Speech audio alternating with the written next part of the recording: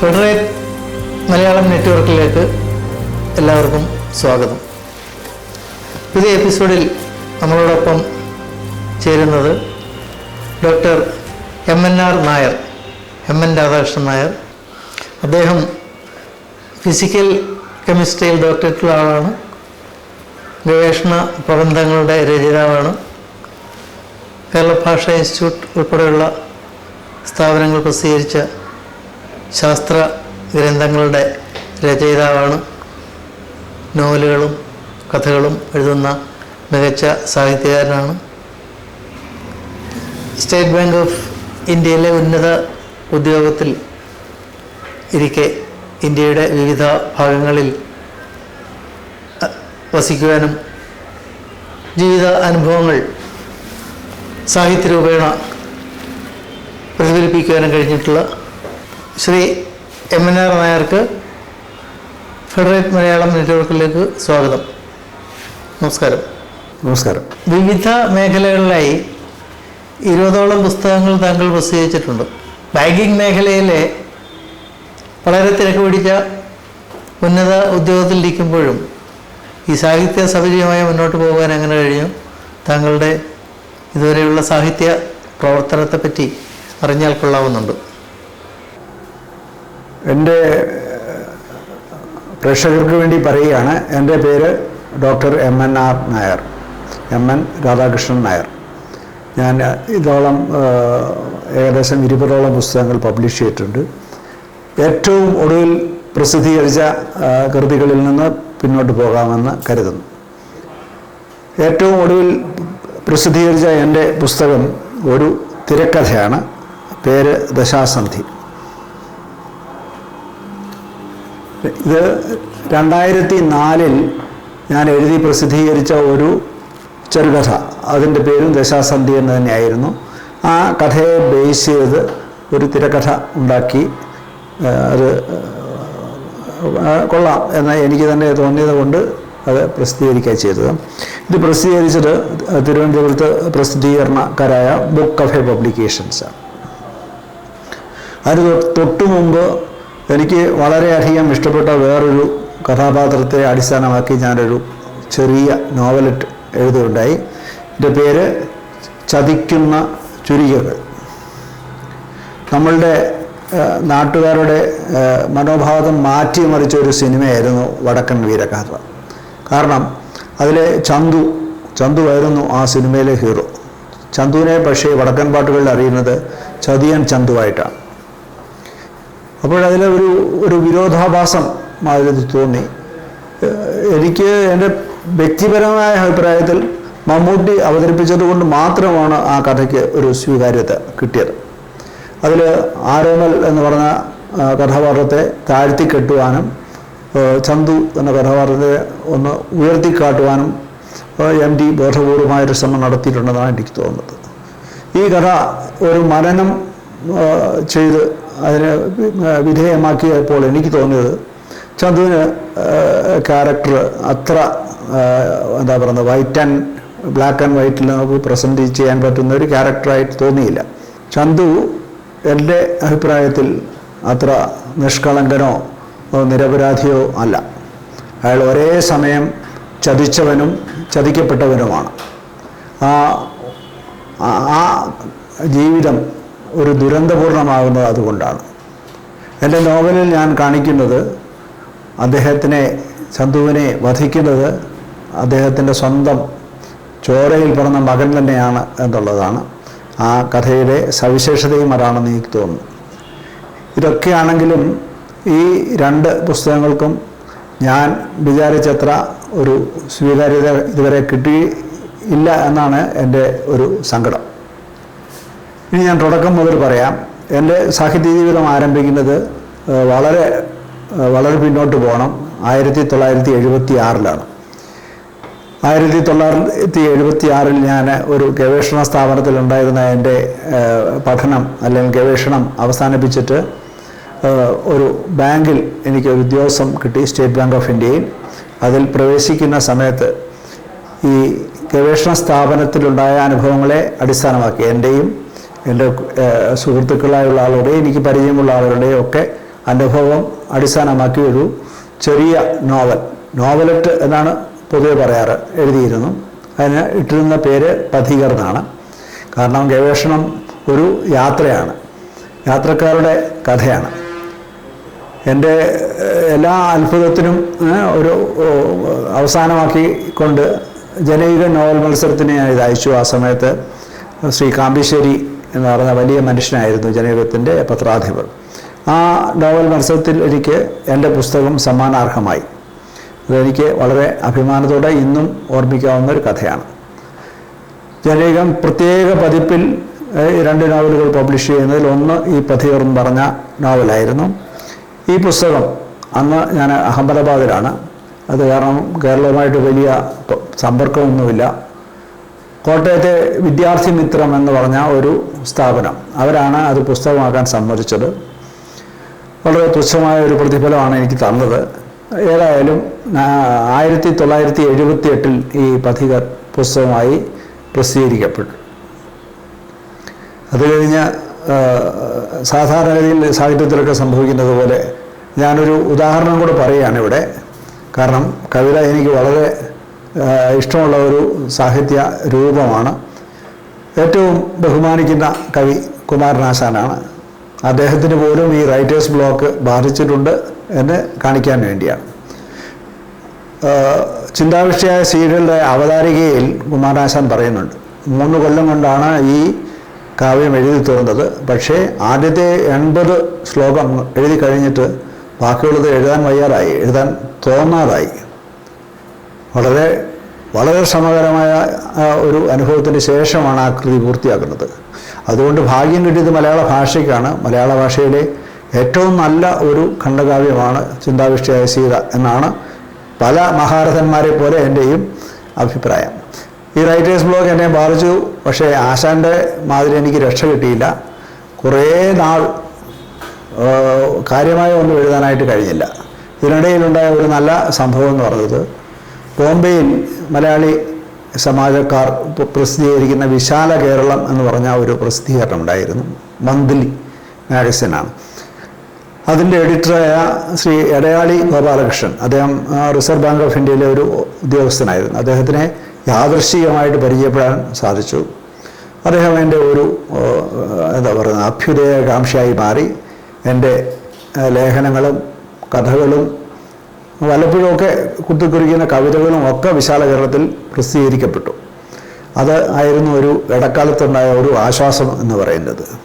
പിന്നെ കാര്യമായ ഒരു പുസ്തകം ഞാൻ ഒരു പുസ്തകമാക്കണം എന്ന ഉദ്ദേശത്തോടു കൂടി രചന ആരംഭിച്ചത് 2003 ഈ 2003 ഈ കൃഷ്ണൻ എനിക്ക് എന്നെ തിരുവല്ലയിൽ മാനേജറായിട്ട് പോസ്റ്റ് ചെയ്ത സമയത്ത് അവിടെ കൃഷ്ണനാരായണൻ നമ്പൂതിരി സാറുമായിട്ട് പരിചയപ്പെടാനിടയായി. അദ്ദേഹത്തിൻ്റെ ആയുള്ള സംവാദങ്ങളിൽ ഈ കൃഷ്ണൻ എന്ന ആ പ്രതീകം എങ്ങനെ ഭാരത മനസ്സിനെ സ്വാധീനിച്ചു എന്നുള്ളതും അതിൻ്റെ അടിസ്ഥാനമാക്കി കൃഷ്ണകഥകൾ എഴുതണമെന്ന് താല്പര്യപ്പെട്ടു.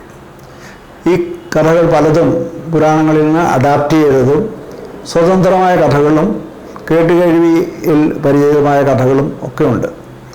ഉദാഹരണത്തിന് അതിലെ ഒരു കഥ, കൃഷ്ണ കൃപാസാഗരം എന്നാണ് ഞാൻ ഈ പുസ്തകത്തിന് പേരിട്ടത്. ആ പേരിൻ്റെ പിന്നിൽ ഒരു ചെറിയ കഥയുണ്ട്. ഗുരുവായൂരിൽ പോയി വരുന്ന ഒരു അവസരത്തിൽ എന്നെപ്പോലെ ഒരു ഗുരുവായൂർ ഭക്തനായ ഒരു കവി ശ്രീ യൂസഫ് അലി കേച്ചേരി എന്ന സ്ഥലത്താണ് താമസിക്കുന്നത്. ശ്രീ കേച്ചേരിയുടെ സർഗം എന്ന സിനിമയിലെ ഒരു ഗാനത്തിൽ നിന്നാണ് ഈ കൃഷ്ണകൃപാസാഗരം എന്ന പദം ഞാൻ സ്വീകരിച്ചത്. അതിന് ഈ കോപ്പിറൈറ്റിൻ്റെ പ്രശ്നങ്ങളൊന്നും ഉണ്ടാകാതിരിക്കാനായിട്ട് കവിയെ പോയി നേരിട്ട് കാണുകയും അദ്ദേഹം അതിന് അനുമതി നൽകുകയും ചെയ്തു. അങ്ങനെ കൃഷ്ണകൃപാസാഗരം എന്ന 14 കൃഷ്ണകഥകളുടെ സമാഹാരം പ്രസിദ്ധീകരിച്ചത് DC ബുക്സിന് കീഴിലുള്ള കറണ്ട് ബുക്സാണ്, കോട്ടയം കറണ്ട് ബുക്സാണ്. ഇത് 2005 ജനുവരിയിൽ പുസ്തക രൂപത്തിൽ പ്രസിദ്ധീകൃതമായി വായനക്കാരിലെത്തി. ഇതിന് പല വായനക്കാരിൽ നിന്നും എനിക്ക് വളരെ നല്ല അനുഭവങ്ങളുണ്ടായി. അതിൽ ഏറ്റവും എനിക്ക് സന്തോഷകരമായി തോന്നിയ ഒരു സംഗതി, ഈ പുസ്തകത്തിൻ്റെ ഒരു കോപ്പിയും ആയിട്ട് ഞാൻ ഒരു കത്ത് അയച്ചു കേരള കൗമുദിക്ക്. കേരള കൗമുദി ഈ ഇതിൻ്റെ നിരൂപണം, ഈ പുസ്തകത്തിൻ്റെ നിരൂപണം പ്രസിദ്ധീകരിക്കുന്നതിന് പകരമായിട്ട് അവരുടെ എനിക്ക് തോന്നുന്നു ആ മാഗസിൻ്റെ പേര് ഫ്ലാഷ് എന്ന ജ്യോതിഷ സംബന്ധമായ ഒരു മാഗസിൻ കൗമുദിക്കാർ പബ്ലിഷ് ചെയ്യുന്നുണ്ട്.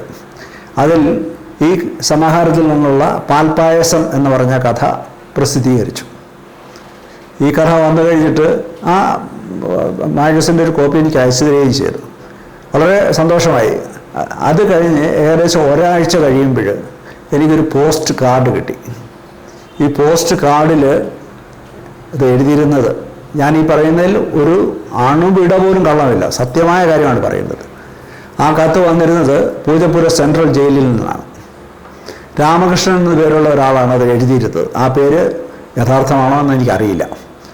അദ്ദേഹം എഴുതിയിരുന്നത് ഇതാണ്: ഞാൻ താങ്കൾ എഴുതിയ ഈ പാൽപ്പായസം എന്ന് പറഞ്ഞ കഥ വായിച്ചു. ഞാൻ ജീവിതത്തിൽ ചെയ്ത ഒരു വലിയ തെറ്റിനെ പറ്റി എന്നെ ബോധവാനാക്കിയതാണ് ആ കഥ. താങ്കൾക്ക് സൗകര്യപ്പെടുമെങ്കിൽ എനിക്ക് ആ പുസ്തകത്തിൻ്റെ ഒരു കോപ്പി കിട്ടിയാൽ കൊള്ളാം. ജീവിതത്തിൽ ഞാൻ ഒരുപക്ഷെ ഇത്ര സന്തോഷിച്ച ഒരു അവസരമില്ല. കാരണം അങ്ങനെ ഒരു കത്ത് കിട്ടുക എന്ന് പറയുന്നത് ഏറ്റവും വലിയ ഒരു ആസ്വാദന രൂപത്തിലായിട്ടാണ് എനിക്ക് തോന്നിയത്. ഞാൻ എൻ്റെ പുസ്തകത്തിൻ്റെ ഒരു കോപ്പിയുമായിട്ട് പൂജപ്പുര ജയിലിൽ പോയി. അവിടുത്തെ വെൽഫെയർ ഓഫീസർ അദ്ദേഹത്തിൻ്റെ പേര് ഞാനിപ്പോൾ തൽക്കാലം ഓർക്കുന്നില്ല, അദ്ദേഹത്തിനോട് പറഞ്ഞു എനിക്ക് ഇന്ന ആളിന് ഈ പുസ്തകം, എന്നിട്ട് ആ കാർഡും അദ്ദേഹത്തിന് കാണിച്ചു കൊടുത്തു. ആ മനുഷ്യൻ എടുത്ത ഒരു സാഹസം, ഈ പറഞ്ഞ വ്യക്തിയെ അദ്ദേഹത്തിൻ്റെ റൂമിലേക്ക് വിളിപ്പിച്ചു വരുത്തി.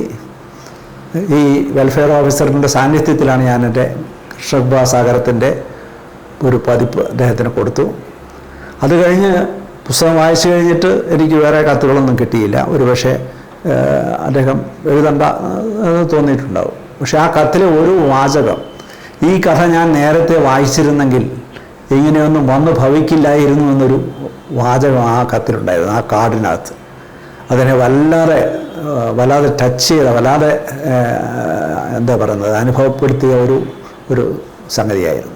കഥയ്ക്ക് കിട്ടുന്ന ഏറ്റവും വലിയ ബഹുമതിയായിട്ടും എനിക്ക് തോന്നി. ഈ പ്രചോദനങ്ങളൊക്കെ കൊണ്ട് ഈ കൃഷ്ണകൃപാസാഗരത്തിൻ്റെ രണ്ടാമതൊരു ഭാഗം ഇറക്കണമെന്ന് തോന്നിയിട്ട് പുതുതായിട്ട് ഒരു 10-14 കഥകൾ കൂടി എഴുതി. അപ്പോഴത്തേക്ക് സമയം വളരെ കടന്നു. 2015ഓളമായി പുസ്തകങ്ങൾ കഥകൾ എഴുതി തീർന്നു കഴിഞ്ഞപ്പോൾ. അതുമായിട്ട് ഞാൻ എറണാകുളത്തുള്ള കുരുക്ഷേത്ര പബ്ലിക്കേഷൻസിനെ സമീപിച്ചു. അവർ കഥകളൊക്കെ ഇഷ്ടപ്പെട്ടു, പബ്ലിഷ് ചെയ്യാം, എന്നാൽ പിന്നെ നിങ്ങളുടെ 1ാം വോളിയം കൂടെ ചേർത്ത് 2 വോളിയമായിട്ട് ഒന്നിച്ച് പബ്ലിഷ് ചെയ്ത് കൂടെ എന്ന് ചോദിച്ചു. ഞാൻ പറഞ്ഞു എനിക്കതിന് യാതൊരു വിരോധവുമില്ല. കാരണം തുടക്കത്തിൽ ഇത് പ്രസിദ്ധീകരിച്ച ആളുകൾ രണ്ടാമതൊരു പതിപ്പിറക്കാനായിട്ട് യാതൊരു താല്പര്യവും കാണിച്ചില്ല. അതുകൊണ്ടാണ് അങ്ങനെ Krishna Kripa Sagaram first part, second part ഇങ്ങനെ രണ്ടും കൂടെ കമ്പൈൻ ചെയ്ത് ഒരു വലിയ പുസ്തകമാക്കി കുരുക്ഷേത്ര പബ്ലിഷ് ചെയ്തിരുന്നു. അതും ഈ പറഞ്ഞ പോലെ 2016 ഈ പുസ്തകം വെളിയിൽ വരുന്നത്. അതൊരു എന്നെ സംബന്ധിച്ച് വലിയ അനുഭവമായിരുന്നു. കൃഷ്ണകൃപ കഥകൾ എഴുതിയതിൻ്റെ ഒരു മെച്ചം മറ്റു കഥകൾ എഴുതാനുള്ള ഒരു പ്രേരകമായി അതെന്നുള്ളതാണ്. നമ്മുടെ സമൂഹത്തിലും എൻ്റെ അനുഭവം എന്ന് പറഞ്ഞാൽ, എന്നെ ബാങ്കിൽ ചേരുമ്പോൾ പോസ്റ്റ് ചെയ്തത് ഗുജറാത്തിലാണ്. 10 വർഷത്തോളം ഞാൻ ഗുജറാത്തിലുണ്ടായിരുന്നു. ഏകദേശം 7-8 വർഷത്തോളം ബോംബെയിലുണ്ടായിരുന്നു. ഈ കേരളത്തിലുണ്ടായിരുന്നു. ഈ അനുഭവങ്ങളൊക്കെ വെച്ചിട്ട് ധാരാളം സംഭവങ്ങൾ കഥാരൂപത്തിലാക്കാം. ഇപ്പം ഞാൻ നേരത്തെ പറഞ്ഞ ദശാസന്ധിയും അങ്ങനെ ഒരു കഥയാണ്. അത് ആ ആലോചനയുടെ ഫലമായിട്ട് കഥകൾ ഞാൻ എഴുതാൻ തുടങ്ങി. ഈ കഥകളെല്ലാം കൂടി സമാഹരിച്ച് അതിനൊരു അവതാരിക എഴുതാനായിട്ട് തിരുവനന്തപുരത്ത് അറിയപ്പെടുന്ന എഴുത്തുകാരൻ, അദ്ദേഹത്തിൻ്റെ പല കഥകളും എനിക്ക് വളരെ ഇഷ്ടപ്പെട്ട ഒരു ആളാണ്, ശ്രീ GN പണിക്കർ. പണിക്കർ സാറിനെ പോയി കണ്ട് PTP നഗറിനടുത്ത് എവിടെയാണ് അങ്ങനെ താമസിക്കുന്നത്. അവിടെ പോയിട്ട് അദ്ദേഹത്തിനോട് പറഞ്ഞു. പുള്ളി പറഞ്ഞു, ഞാൻ വളരെ പതുക്കെ വായിക്കുന്ന ഒരാളാണ്, ഇതിന് സമയമെടുത്തു ശരിക്ക്. കാരണം ഒരു 3 മാസത്തോളം എടുത്തു ആ ഒരു അവതാരിക എഴുതി കിട്ടാനായിട്ട്. പക്ഷേ അവതാരിക വായിച്ചു കഴിഞ്ഞാൽ വേറൊരു കാര്യം അതിനകത്ത് ഇടയ്ക്ക് വിട്ടുപോയി. കൃഷ്ണകൃപാസാഗരത്തിന് അവതാരിക എഴുതി തന്നിരിക്കുന്നത് വിഷ്ണുനാരായണൻ നമ്പൂതിരി സാറാണ്. ഇത്ര മനോഹരമായ ഒരു അവതാരിക ഇന്നും എനിക്കറിയില്ല ഞാൻ ശരിക്കും അർഹിക്കുന്നുണ്ടോ എന്നുള്ളത്. ഈ അവതാരിക വായിച്ച് എഴുത്ത് പ്രതി വായിച്ചപ്പോൾ ശരിക്കും പറയാൻ ഞാൻ 9ാം സ്വർഗത്തിൽ എന്നൊക്കെ പറഞ്ഞ അതുപോലൊരു അനുഭവമാണ് ഉണ്ടായത്. അതേപോലെ തന്നെ പണിക്കർ സാറും കൃതിയെ യാതൊരു ലോപവുമില്ലാതെ വളരെ ഹൃദയംഗമമായി അഭിനന്ദിച്ചുകൊണ്ട് എഴുതുകയുണ്ടായി.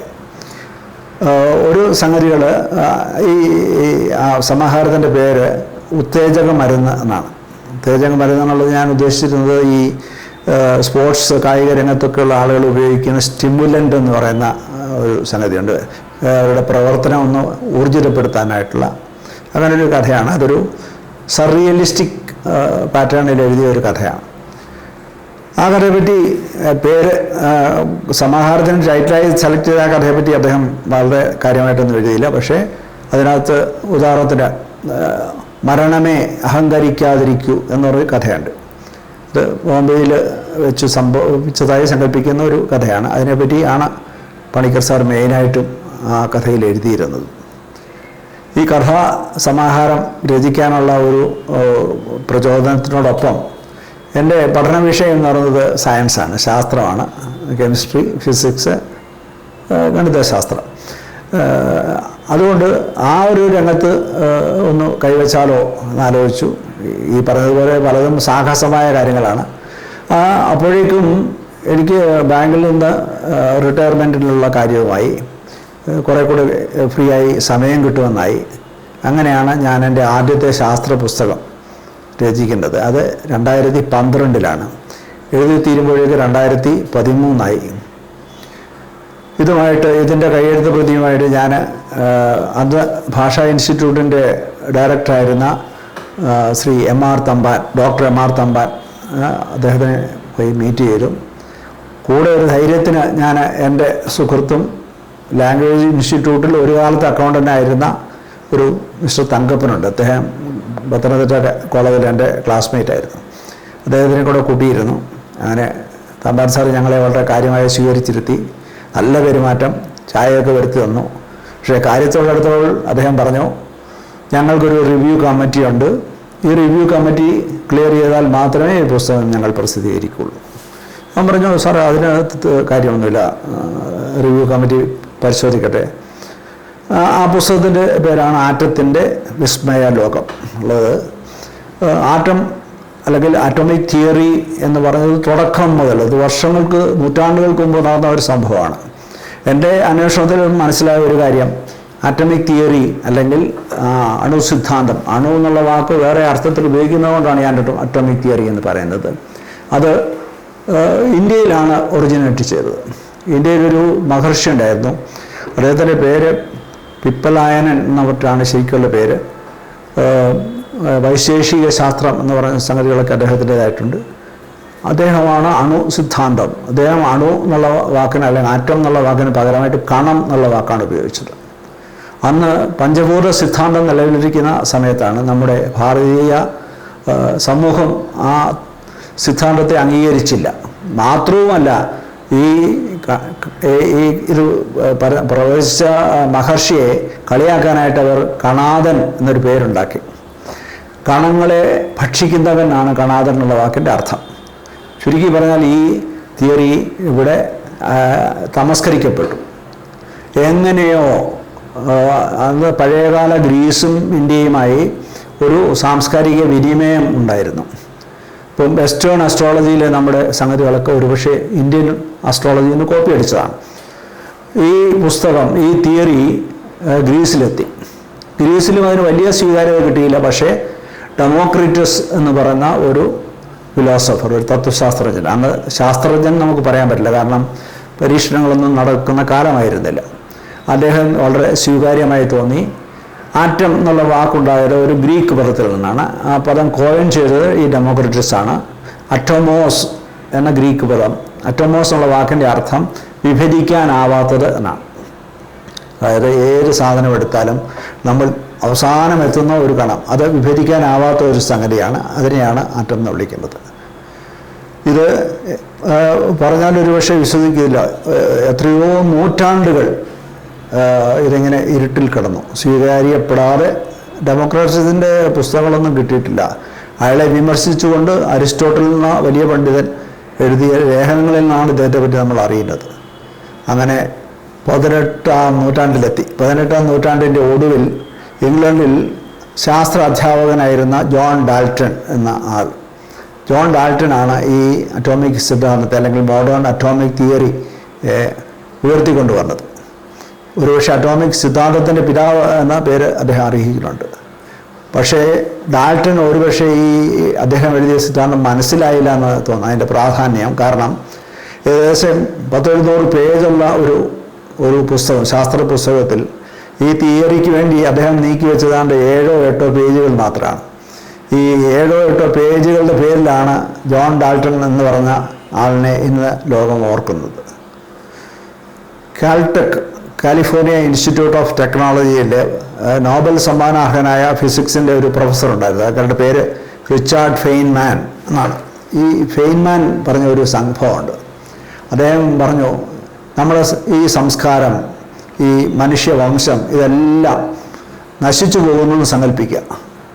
നമ്മൾ പിൽക്കാലത്ത് വരുന്ന ഏതെങ്കിലും ഒരു വലിയ എന്താ പറയുന്നത് സംസ്കാരമൊക്കെയുള്ള ഒരു കൂട്ടർക്ക് വേണ്ടി ഒരു സന്ദേശം ബാക്കി വയ്ക്കുകയാണെങ്കിൽ അത് ഇതായിരിക്കും. ഒരു ഒറ്റ വാക്യം, ഒറ്റ വാചകം: എല്ലാ പദാർത്ഥങ്ങളും ആറ്റങ്ങളാൽ നിർമ്മിക്കപ്പെടുന്നു. Everything is made up of atoms എന്നുള്ളതാണ്. അപ്പോൾ ആ ഒരൊറ്റ റിച്ചാർഡ് ഫെയ്ൻമാൻ്റെ ആ ഒരൊറ്റ വാക്യത്തിൽ നമുക്ക് മനസ്സിലാകും അറ്റോമിക് തിയറി എത്രത്തോളം സയൻസിൽ പ്രാധാന്യമുള്ളതാണ്. കഥകൾ ഞാൻ വിശദമാക്കുന്നില്ല. ഏറ്റവും ഒടുവിൽ 1965 പീറ്റർ ഹിഗ്സ് എന്ന് പറയുന്ന ശാസ്ത്രജ്ഞൻ ഒരു തിയറി അവതരിപ്പിച്ചു. അതുപ്രകാരം പദാർത്ഥങ്ങൾക്ക് മാസ് ഉണ്ടാകുന്നത്, പിണ്ഡം ഉണ്ടാകുന്നത്. പിണ്ഡം എന്നുള്ള വാക്ക് എനിക്ക് അത്ര ഇഷ്ടമുള്ളൊരു വാക്കല്ല. ഞാൻ അതിന് പകരമായിട്ട് ഉപയോഗിച്ചത് ദ്രവ്യമാനം എന്നുള്ള വാക്കാണ്. ഈ സിദ്ധാന്തം ഹിഗ്സ് ബോസോൺ എന്നാണ് അറിയപ്പെടുന്നത്. അത് കണ്ടുപിടിക്കാനായിട്ട് ആയത് 2012 സ്വിറ്റ്സർലൻഡിലുള്ള ലാർജ് ഹാഡ്രോൺ കൊളൈഡർ എന്ന് പറയുന്ന ഒരു വലിയ പരീക്ഷണശാലയിൽ ഉള്ള പരീക്ഷണങ്ങളിലാണ് ഈ ഹിഗ്സ് ബോസോൺ കണ്ടുപിടിക്കപ്പെട്ടത്. ആ ബോസോണിൻ്റെ കണ്ടുപിടുത്തം വരെ ഉള്ള ആറ്റത്തിൻ്റെ കഥകളാണ് ഈ പുസ്തകത്തിൽ പറയുന്നത്. അത് കോളേജ് വിദ്യാർത്ഥികളെ, ഹൈസ്കൂൾ വിദ്യാർത്ഥികളെയൊക്കെ ലക്ഷ്യമാക്കി ഞാൻ എഴുതിയ പുസ്തകമാണ്. ഇത് ലാംഗ്വേജ് ഇൻസ്റ്റിറ്റ്യൂട്ട് പ്രസിദ്ധീകരിച്ചു. 2014 പ്രസിദ്ധീകരിച്ചത്. 2014 നവംബർ. ഞാനത് ഇന്നും കൃത്യമായിട്ട് ഓർക്കുന്നുണ്ട്. കാരണം അന്ന് ഭാഷാ ഇൻസ്റ്റിറ്റ്യൂട്ട് ഒന്നിച്ച് ഏതാണ്ട് 101 പുസ്തകങ്ങൾ പ്രസിദ്ധീകരിക്കുന്നു. ആ 101 പുസ്തകങ്ങൾക്കിടയിൽ ഒരു പുസ്തകമായിരുന്നു എൻ്റെ പുസ്തകം. അത് ഇനാഗുറേറ്റ് ചെയ്യാനായിട്ട് എത്തിയത് നമ്മുടെ മുൻ പ്രസിഡൻ്റായിരുന്ന ഡോക്ടർ അബ്ദുൽ കലാമാണ്. അപ്പോൾ ഈ അവസരത്തിൽ അബ്ദുൽ കലാമിനെ കാണാനും അദ്ദേഹത്തോട് ഒരു വാക്ക് പറയാനും ഒക്കെ ഡോക്ടർ തമ്പാൻ നമുക്ക് അവസരം ഉണ്ടാക്കി തന്നു. അദ്ദേഹത്തോട് ഞാൻ എക്കാലത്തും ഈ കാര്യത്തിൻ്റെ പേരിൽ കടപ്പെട്ടിരിക്കുന്നുണ്ട്.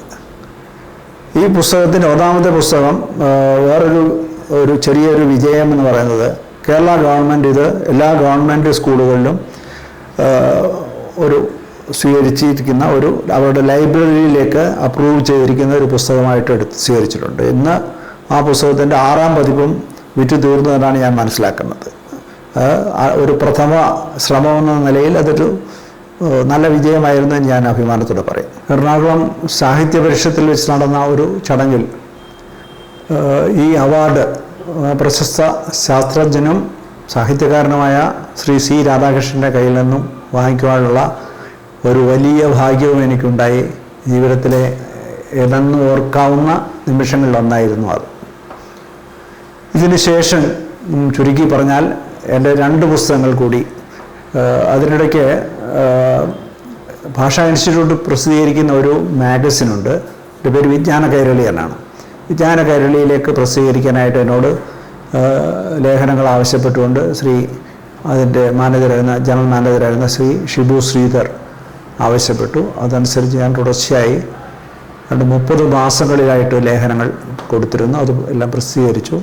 ഈ ലേഖനങ്ങൾ സമാഹരിച്ച് 2 പുസ്തകങ്ങളായിട്ട് ഭാഷാ ഇൻസ്റ്റിറ്റ്യൂട്ട് തന്നെ പ്രസിദ്ധീകരിക്കുകയുണ്ടായി. അതിലൊന്നിൻ്റെ പേര് ഭൗതികശാസ്ത്രം പുതിയ കുതിപ്പുകൾ എന്നാണ്. രണ്ടാമത്തെ പുസ്തകത്തിൻ്റെ പേര് ന്യൂട്രിനോ ചാഞ്ചാട്ടങ്ങൾ. ഇങ്ങനെ 2 സയൻസ് പുസ്തകങ്ങൾ. ഇതിൽ ഭൗതികശാസ്ത്രം പുതിയ കുതിപ്പുകൾ എന്ന പുസ്തകത്തിന് തിരുവനന്തപുരത്തുള്ള NV സാഹിത്യവേദിയുടെ സമ്മാനം അവാർഡ് ലഭിക്കുകയുണ്ടായി. ഈ ചടങ്ങ് തിരുവനന്തപുരത്ത് BSSൻ്റെ കേന്ദ്രത്തിൽ വെച്ചാണ് നടന്നത്. അവിടെ വെച്ച് മുൻ വിദ്യാഭ്യാസ മന്ത്രിയായിരുന്ന ശ്രീ MA ബേബി സാറിൻ്റെ കയ്യിൽ നിന്നാണ് അവാർഡ് വാങ്ങിക്കാനുള്ള അവസരമുണ്ടായത്. അതും ഈ പറയുന്ന പോലെ എന്നെ ഓർക്കാവുന്ന ഒരു അവസരമായി ജീവിതത്തിൽ ഇന്നും നിലനിൽക്കുന്നു. 4 പുസ്തകങ്ങളാണ് ശാസ്ത്ര സാഹിത്യത്തിൽ എൻ്റേതായിട്ട് ഉൾപ്പെടുത്താവുന്നത്. കഥകൾ എഴുതുന്ന ഈ പറഞ്ഞ പോലെ ഒരു ലഹരി പോലെ എന്നെ ബാധിച്ചതിൻ്റെ ഫലമായിട്ട് തുടർച്ചയായിട്ട് ഞാൻ കഥകൾ എഴുതുന്നതും അങ്ങനെ എഴുതിയ രണ്ടാമത്തെ സമാഹാരം ആണ് വേറെ ഏതോ ഒരു ലോകം എന്നാണ് അതിന് പേരിട്ടിരിക്കുന്നത്. അതിലെ കഥകൾ ഞാൻ കുരുക്ഷേത്രയെ സമീപിച്ചെങ്കിലും എന്തുകൊണ്ടോ അപ്പോഴേക്കും കുരുക്ഷേത്രയുടെ മാനേജ്മെൻറ്റിൽ മാറ്റമുണ്ടായിരുന്നു. അവർ അത് പ്രസിദ്ധീകരിക്കാനായിട്ട് യാതൊരു താല്പര്യവും കാണിച്ചില്ല. അതുകൊണ്ട് ഇതിനകം ഭാഷാ ഇൻസ്റ്റിറ്റ്യൂട്ടിൽ നിന്ന് റിട്ടയർ ചെയ്യുന്ന തമ്പാൻ സാറ് നടത്തുന്ന ഒരു പ്രസിദ്ധീകരണമുണ്ട് തിരുവനന്തപുരത്ത്. എൻ്റെ പേര് പ്രിയദർശിനി പബ്ലിക്കേഷൻസ് എന്നാണ്. അങ്ങനെ പ്രിയദർശിനിക്കാരാണ് എൻ്റെ രണ്ടാമത്തെ ജനറൽ ആയുള്ള കഥാസമാഹാരം പ്രസിദ്ധീകരിക്കുന്നത്. അതിൻ്റെ പേര് വേറെ ഏതോ ഒരു ലോകം എന്നാണ്. ഇതിൻ്റെ അവതാരികയെ പറ്റി ഒരു രസകരമായ സംഗതിയുണ്ട്. മലയാളത്തിലെ പ്രശസ്ത വിവർത്തകയായ പ്രേമ ജയകുമാർ, പ്രേമ സ്റ്റേറ്റ് ബാങ്കിൽ എൻ്റെ സഹപ്രവർത്തകയായിരുന്നു. അത് കഴിഞ്ഞ് അവർ സാഹിത്യത്തിലേക്ക് തിരിയാൻ വേണ്ടി അവർ ജോലി രാജിവെച്ച് പോവുകയുണ്ടായത്. എറണാകുളത്താണ് അവർ താമസിക്കുന്നത്. പ്രേമയാണ് ഈ രണ്ടാമത്തെ കഥാസമാഹാരത്തിൻ്റെ അവതാരി എഴുതി തന്നിരിക്കുന്നത്. ഇതിനോട് തൊട്ടടുത്ത് തന്നെ ഞാൻ മൂന്നാമത് വേറൊരു കഥാസമാഹാരം കൂടി പ്രസിദ്ധീകരിച്ചു. അതിനൊരു പേര് ദൈവവിളി എന്നാണ്. ഈ ദൈവവിളി എന്ന കഥയിൽ ഒരല്പം ആത്മകഥാംശം കൂടി കലർന്നിട്ടുണ്ട്. അത് എനിക്ക് കോളേജ് ജീവിതത്തിനിടയിൽ അല്പം അടുപ്പം തോന്നിയ ഒരു പെൺകുട്ടിയുടെ കഥയാണ്. ഇതിനിടയ്ക്ക് ഒരു സൈക്കോളജിക്കൽ പ്രതിഭാസം എന്നൊക്കെ പറയാവുന്ന ഒരു സംഗതിയാണ് ഈ സ്റ്റിഗ്മാറ്റ എന്ന് ഇംഗ്ലീഷിൽ പറയും. മലയാളത്തിൽ അതിൻ്റെ ഒരു വാക്കില്ല. അതായത് ക്രിസ്തുവിൽ വളരെയധികം ഭക്തിയുള്ള ആളുകളിൽ ഈ ദുഃഖ വെള്ളിയാഴ്ച ദിവസങ്ങളിൽ ക്രിസ്തുവിൻ്റെ തിരുമുറിവുകൾ പ്രത്യക്ഷപ്പെടും. മുറിവുകൾ എന്ന് പറഞ്ഞാൽ ശരിക്കുള്ള മുറിവുകൾ, അതിൽ കൂടെ ചോര ഒഴുകും. ഒരു ദിവസം ദുഃഖ വെള്ളിയാഴ്ച കഴിഞ്ഞാൽ അത് സ്വയം അത് മാഞ്ഞു പോവുകയും ചെയ്യും. അങ്ങനെ ഒരു അനുഭവം ഈ കുട്ടിക്കുണ്ടായി. അതോടുകൂടി നമുക്കുണ്ടായിരുന്ന ഈ അനുരാഗസ്ഫുരണങ്ങളൊക്കെ ഇല്ലാതായി എന്നുള്ളതും അവർ കന്യാസ്ത്രീയായി എന്നുള്ളതാണ് കഥയിലെ അവസാനം പറയുന്നത്. ഈ കുട്ടി കന്യാസ്ത്രീയും സഭയുടെ കീഴിലുള്ള ഒരു സ്കൂളിൽ ടീച്ചറുമായി കഴിഞ്ഞ ശേഷം ഒരു തവണ ആകസ്മികമായിട്ട് തിരുവനന്തപുരത്ത് മ്യൂസിയത്തിൽ വെച്ച് അവരെ കണ്ടുമുട്ടുന്നു. എൻ്റെ കഥാപാത്രത്തിന് അരവിന്ദാക്ഷൻ എന്നാണ് പേരിട്ടിരിക്കുന്നത്. അരവി അങ്ങനെ ഈ കുട്ടിയെ കാണുന്നു. അപ്പോൾ അരവി അവരോട് ചോദിച്ചു, ഈ ഒരൊറ്റ കാര്യത്തിൽ നീ എന്നെ മറന്നു കളഞ്ഞല്ലോ എന്ന് പറഞ്ഞു. അപ്പോൾ ആ സ്ത്രീ പറയുന്ന സംഭവമാണ് ആ കഥയുടെ ഒരു ആത്മാവ് എന്ന് പറയുന്നത്. അതായത് അവർ പറഞ്ഞു, നീ ഒരു കാര്യം സമ്മതിക്കൂ, ഞാൻ ഈ കുപ്പായം അഴിച്ചു വെക്കാം, എനിക്ക് ഈ ജോലി ഞാൻ ഉപേക്ഷിക്കാം, ഞാൻ നിൻ്റെ ഒപ്പം വരാം, പക്ഷെ നീ എന്നെ വിവാഹം കഴിക്കണം, അതിന് നീ സമ്മതമാണോ?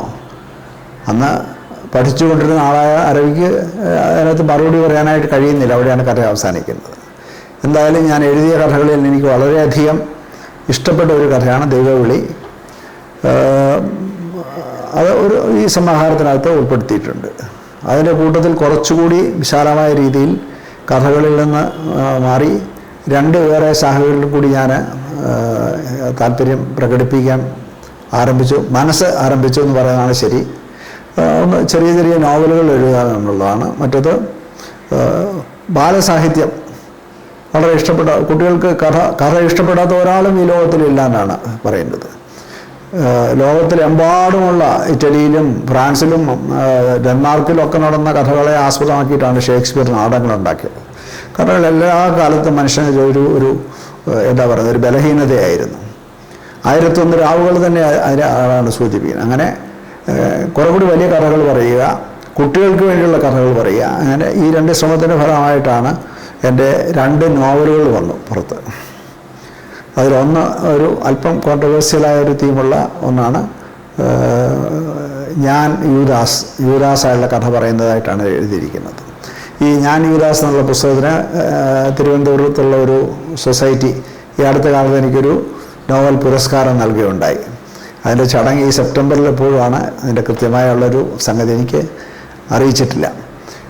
അതിനോടൊപ്പം ബുക്ക് കഫേ പബ്ലിഷ് ചെയ്ത ഒരു പുസ്തകം, അതിൻ്റെ ഒരു പ്രത്യേകത എന്ന് പറഞ്ഞാൽ നീതിയുടെ വഴികൾ എന്നാണ് ആ പുസ്തകത്തിന് പേരിട്ടിരിക്കുന്നത്.